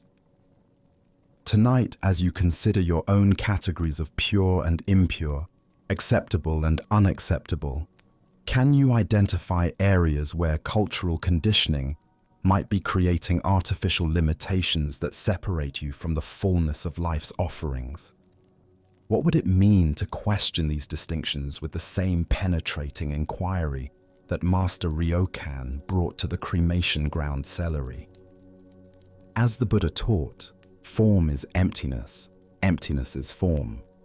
When we understand that the categories we impose on experience exist in our minds rather than as inherent properties of phenomena themselves, we discover the freedom to engage with life more directly and completely, finding nourishment and wisdom in places we had previously avoided through conditioned aversion. Our next story reveals a profound teaching about the nature of emptiness and the surprising places where we discover truth. This is the story of grasping what cannot be held. In a quiet monastery garden where cherry blossoms drifted gently on the morning breeze, Master Sekyo sat with one of his most earnest students. The young monk had been studying Buddhist philosophy for several years, filling his mind with concepts about the nature of reality, the illusion of the self, and the teaching of emptiness that seems so central to the Buddha's wisdom. He could recite passages about shunyata, discuss the philosophical implications of non-being, and engage in lengthy debates about the relationship between form and void. But for all his intellectual understanding, something felt missing. The words remained just words, concepts floating in his mind without the direct experience that would make them real. He approached his teacher that morning with a question that had been troubling him for months. "Master," the young monk said, bowing respectfully, "I have studied the teaching of emptiness extensively. I understand that all phenomena arise and pass away, that nothing has permanent, independent existence. But I feel like I'm only grasping concepts. Can you help me get hold of emptiness itself?" Sekyo looked at his student with knowing eyes. He had seen this struggle many times before, the gap between intellectual understanding and direct realization, the frustration of trying to grasp with the mind what can only be known through experience. "Show me how you would get hold of emptiness," the master said simply. The monk thought for a moment, then cupped his hands in the air as if he were trying to capture something invisible. He held his hands carefully as though cradling a soap bubble that might burst at any moment. His face was earnest and concentrated, his entire being focused on this attempt to demonstrate his understanding of a teaching about the very nature of nothingness. "There," he said, holding his cupped hands very still. "I'm trying to hold emptiness itself." Sekyo looked at the student's empty hands and shook his head gently. "That's not very good," he said with a slight smile. "You haven't got anything in there at all. You're just holding air and calling it something special." The monk's face fell. He had been so certain that his gesture captured something meaningful about the teaching. "Well, master," he said, his voice tinged with disappointment and confusion, "please show me a better way. How does one truly get hold of emptiness?" Without warning, Master Sekyo reached out and grabbed the monk's nose, giving it a sharp, firm yank. "Ouch!" the monk yelled, his hands flying to his face, his eyes watering from the sudden, unexpected pain. "Master, that hurt me!" Sekyo released his grip and smiled broadly. "Now that," he said with satisfaction, "is how you get hold of emptiness." The monk stood there, rubbing his nose, completely bewildered. His nose throbbed with very real, very unempty pain. How could this physical sensation, this undeniable presence of discomfort, have anything to do with emptiness? It seemed like the opposite of everything he had been studying. But as the initial shock wore off, something began to shift in his understanding. The pain in his nose was absolutely real, yet it was also completely impermanent, already beginning to fade. It had arisen from nowhere, would disappear completely, and left no permanent mark on reality. It was both utterly present and completely insubstantial. More importantly, in the moment of that sharp sensation, all his conceptual thinking about emptiness had vanished entirely. There had been no philosophical analysis, no abstract understanding, just direct, immediate experience. The gap between the one experiencing and the thing experienced had dissolved in the simple reality of ouch. As the Buddha taught, form is emptiness. Emptiness is form. Here we discover that emptiness is not the absence of experience, but the very nature of all experience. Everything arises, exists for a moment, and passes away, leaving no permanent trace while being completely real in its moment of appearing. Why do we struggle so hard to understand emptiness conceptually when it's the very fabric of every moment? Zen Buddhism points to our habit of trying to grasp reality with our thinking minds rather than experiencing it directly. We turn the most immediate truths into abstract philosophies, then wonder why they feel distant and theoretical. The monk's mistake was common and understandable. He was trying to hold emptiness as if it were a thing, an object that could be captured and possessed. But emptiness isn't an object. It's the very condition that allows all objects to appear and disappear. It's not something we can grasp. It's what makes grasping possible. Consider your own experience right now. The thoughts arising in your mind. Where do they come from? Where do they go when they fade? The sensations in your body, the sounds around you, even your sense of being someone who is reading these words. All of it is appearing and disappearing in the space of awareness, like clouds in an empty sky. This emptiness isn't blank nothingness. It's alive, responsive, creative, the very capacity for experience itself. When Sekio yanked his student's nose, he wasn't demonstrating the absence of sensation, but the miraculous way sensation appears from nowhere, exists vividly, and dissolves back into nowhere, all within the spacious emptiness of awareness. Zen Master Huang Po taught, "The foolish reject what they see, not what they think. The wise reject what they think, not what they see." The monk was rejecting his direct experience in favor of his concepts about experience. The master's intervention brought him back to the immediacy of seeing, feeling, and knowing without the filter of philosophical analysis. In our daily lives, we constantly encounter this same teaching. The anger that seems so solid and permanent when we're caught in it. Where does it go when it naturally subsides? The worry that feels so important and real. What is its actual substance when we look closely? Even our sense of being a solid, separate self, isn't it actually more like a flowing process? A river that appears to be the same while constantly changing. The Buddha said, "All conditioned things are impermanent. Work out your salvation with diligence." This isn't a philosophical statement, but a direct pointing to what's happening right now. Everything we experience is empty, in the sense that it has no permanent, independent existence, yet it's all perfectly real as it appears.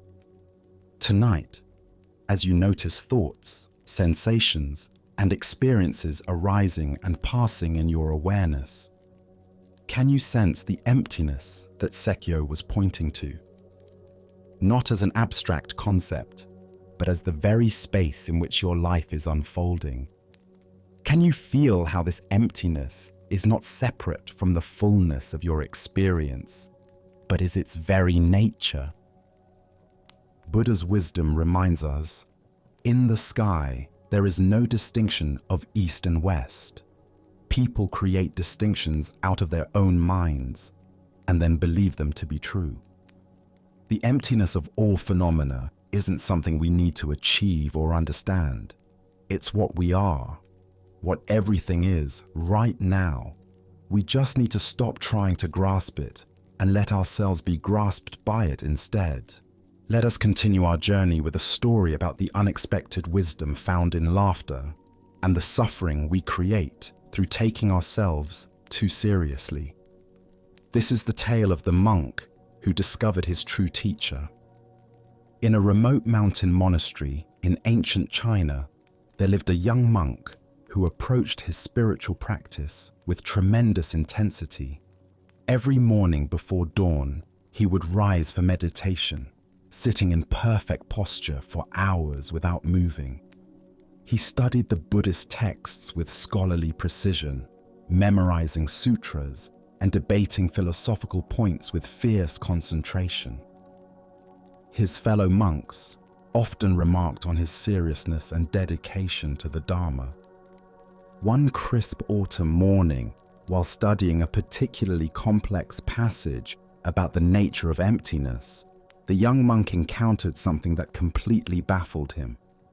The text seemed to contradict everything he thought he understood about Buddhist philosophy. The words appeared clear enough individually, but their meaning together seemed to dissolve into paradox the moment he thought he grasped it. Determined to understand, he carefully marked the passage and made his way to the master's quarters. The old teacher sat in his simple room, sunlight streaming through paper windows, creating patterns of light and shadow on the wooden floor. "Venerable master," the monk said, bowing deeply, "I have encountered a teaching that I cannot comprehend. Could you please illuminate its meaning for me?" He recited the passage with careful precision, explaining his confusion and the various interpretations he had considered. The master listened attentively, nodding occasionally, his expression thoughtful and engaged. When the young monk finished his earnest explanation, something unexpected happened. The master's face suddenly broke into a broad smile, then quiet chuckling, and finally erupted into hearty, uncontrollable laughter. His whole body shook with mirth, tears streaming down his weathered cheeks. The monk stood frozen, completely bewildered. This was not the response he had anticipated. Where he expected profound wisdom and careful explanation, he found only laughter. The master's amusement seemed to fill the entire room, echoing off the walls and growing even more intense. Without offering any explanation, the master stood up, still laughing, and walked out of the room, leaving the young monk alone with his confusion and growing distress. For the next 3 days, the monk could think of nothing else. The master's inexplicable laughter haunted him constantly. He barely touched his meals, his meditation was scattered and unfocused, and sleep came only in brief, restless intervals. The question consumed him entirely. Why had his sincere spiritual inquiry been met with such puzzling amusement? Other monks noticed his distressed state, but his responses to their concerns were vague and troubled. He felt humiliated, confused, and increasingly agitated. Had the master been mocking his understanding?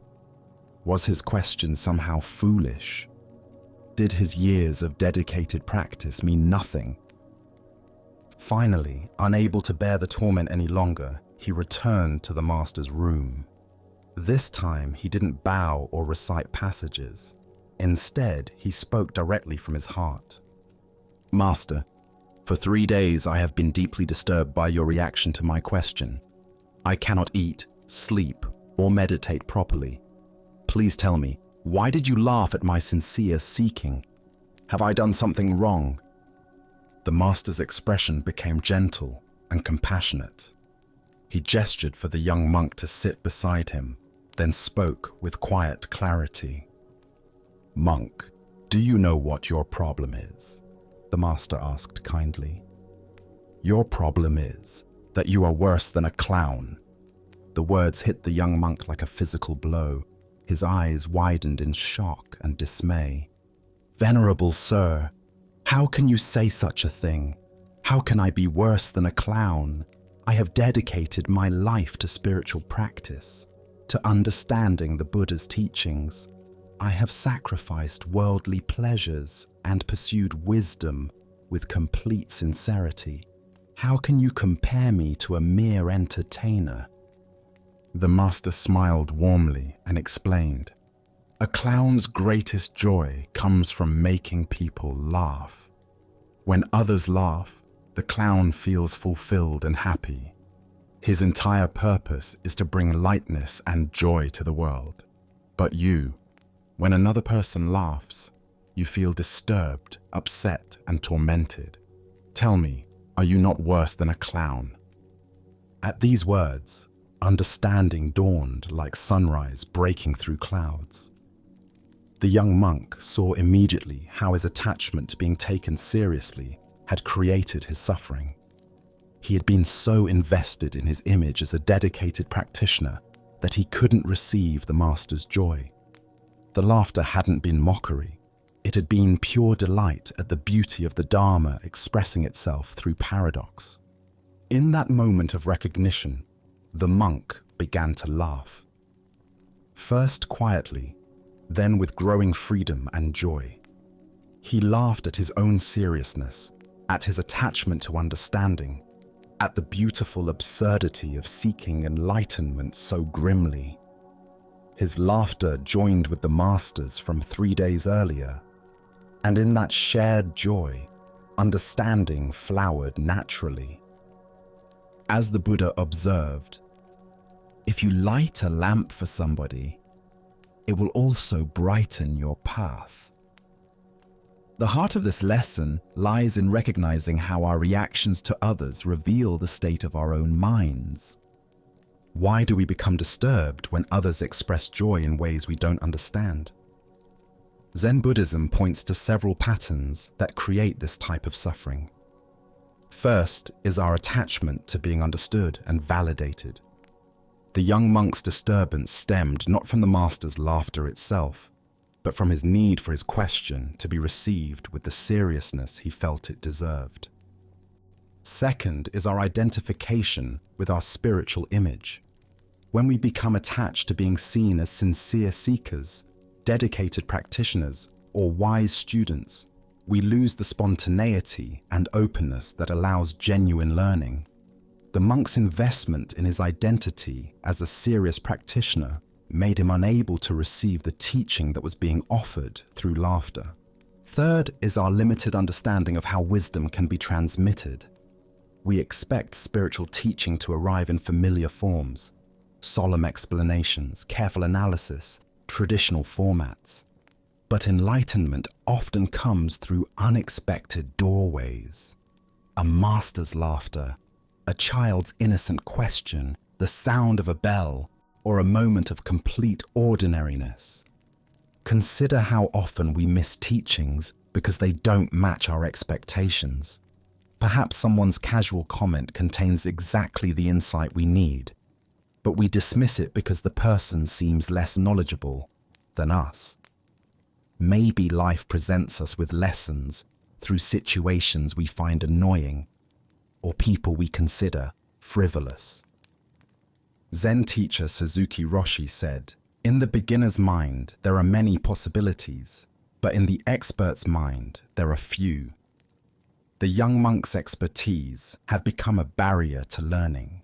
His certainty about how spiritual teaching should look prevented him from receiving the profound lesson being offered through unexpected laughter.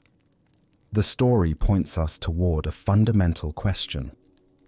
Are we seeking understanding, or are we seeking to be understood? Are we open to wisdom arriving in any form, or do we require it to validate our preconceptions. The master's laughter was a teaching about the joy inherent in the Dharma itself, the playful, spontaneous, beyond logic nature of awakened understanding. Tonight, as you encounter responses from others that don't match your expectations, can you remember the monk's revelation?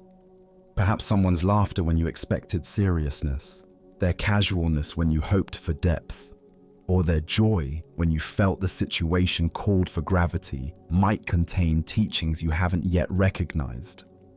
Buddha spoke of this when he said, "Thousands of candles can be lighted from a single candle, and the life of the candle will not be shortened. Happiness never decreases by being shared." The master's laughter was not diminishing the Dharma, but celebrating its inexhaustible joy, a joy the monk discovered he could share rather than resist. Tonight, as we bring our shared journey to a gentle close, can you feel how the constant stream of thoughts has naturally begun to quiet? Can you sense that the mental stillness you've experienced isn't something you had to force or chase, but something that emerged naturally as you simply listened and allowed? The Buddha taught us, the whole secret of existence is to have no fear. Never fear what will become of you, depend on no one. Only the moment you reject all help are you freed. Reflecting on this wisdom, notice how tonight you've discovered that freedom from endless thinking doesn't require struggle or effort, but comes from learning to observe your mind with gentle understanding. Throughout our time together, each story has revealed the same liberating truth, that mental peace isn't about stopping thoughts entirely, but about changing your relationship with them completely. Even as thoughts continue to arise, you've experienced something profound, the space between thoughts, the quiet awareness that notices thinking without getting caught in it. This understanding is now part of you, ready to support you whenever the mind becomes restless or overwhelmed. The ancient wisdom you've absorbed tonight has shown you that true rest comes not from emptying the mind, but from no longer being controlled by its constant activity. Consider how these 3 hours have demonstrated something remarkable, that you already possess everything needed for deep peace and understanding. In the quiet moments that follow, allow yourself to recognize how your breathing has deepened, how your body has naturally relaxed, and how your awareness has expanded beyond the narrow focus of worried thinking. These teachings remind us that mental freedom isn't found in complicated techniques or distant practices. It lives in the simple recognition that you are not your thoughts. You are the awareness that observes them. Tonight, you've experienced this truth directly, discovering the profound rest that comes when we stop fighting our minds and start understanding them instead. As you drift towards sleep, carry with you not just the stories themselves, but the deep knowing they've awakened. That peace isn't something to achieve, but something to remember.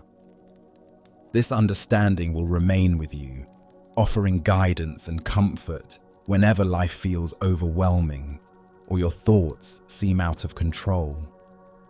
May this wisdom continue to unfold naturally in your daily experience, bringing clarity to confusion and calm to chaos. Sleep well, and thank you for joining us on this journey at Sleepy Monk.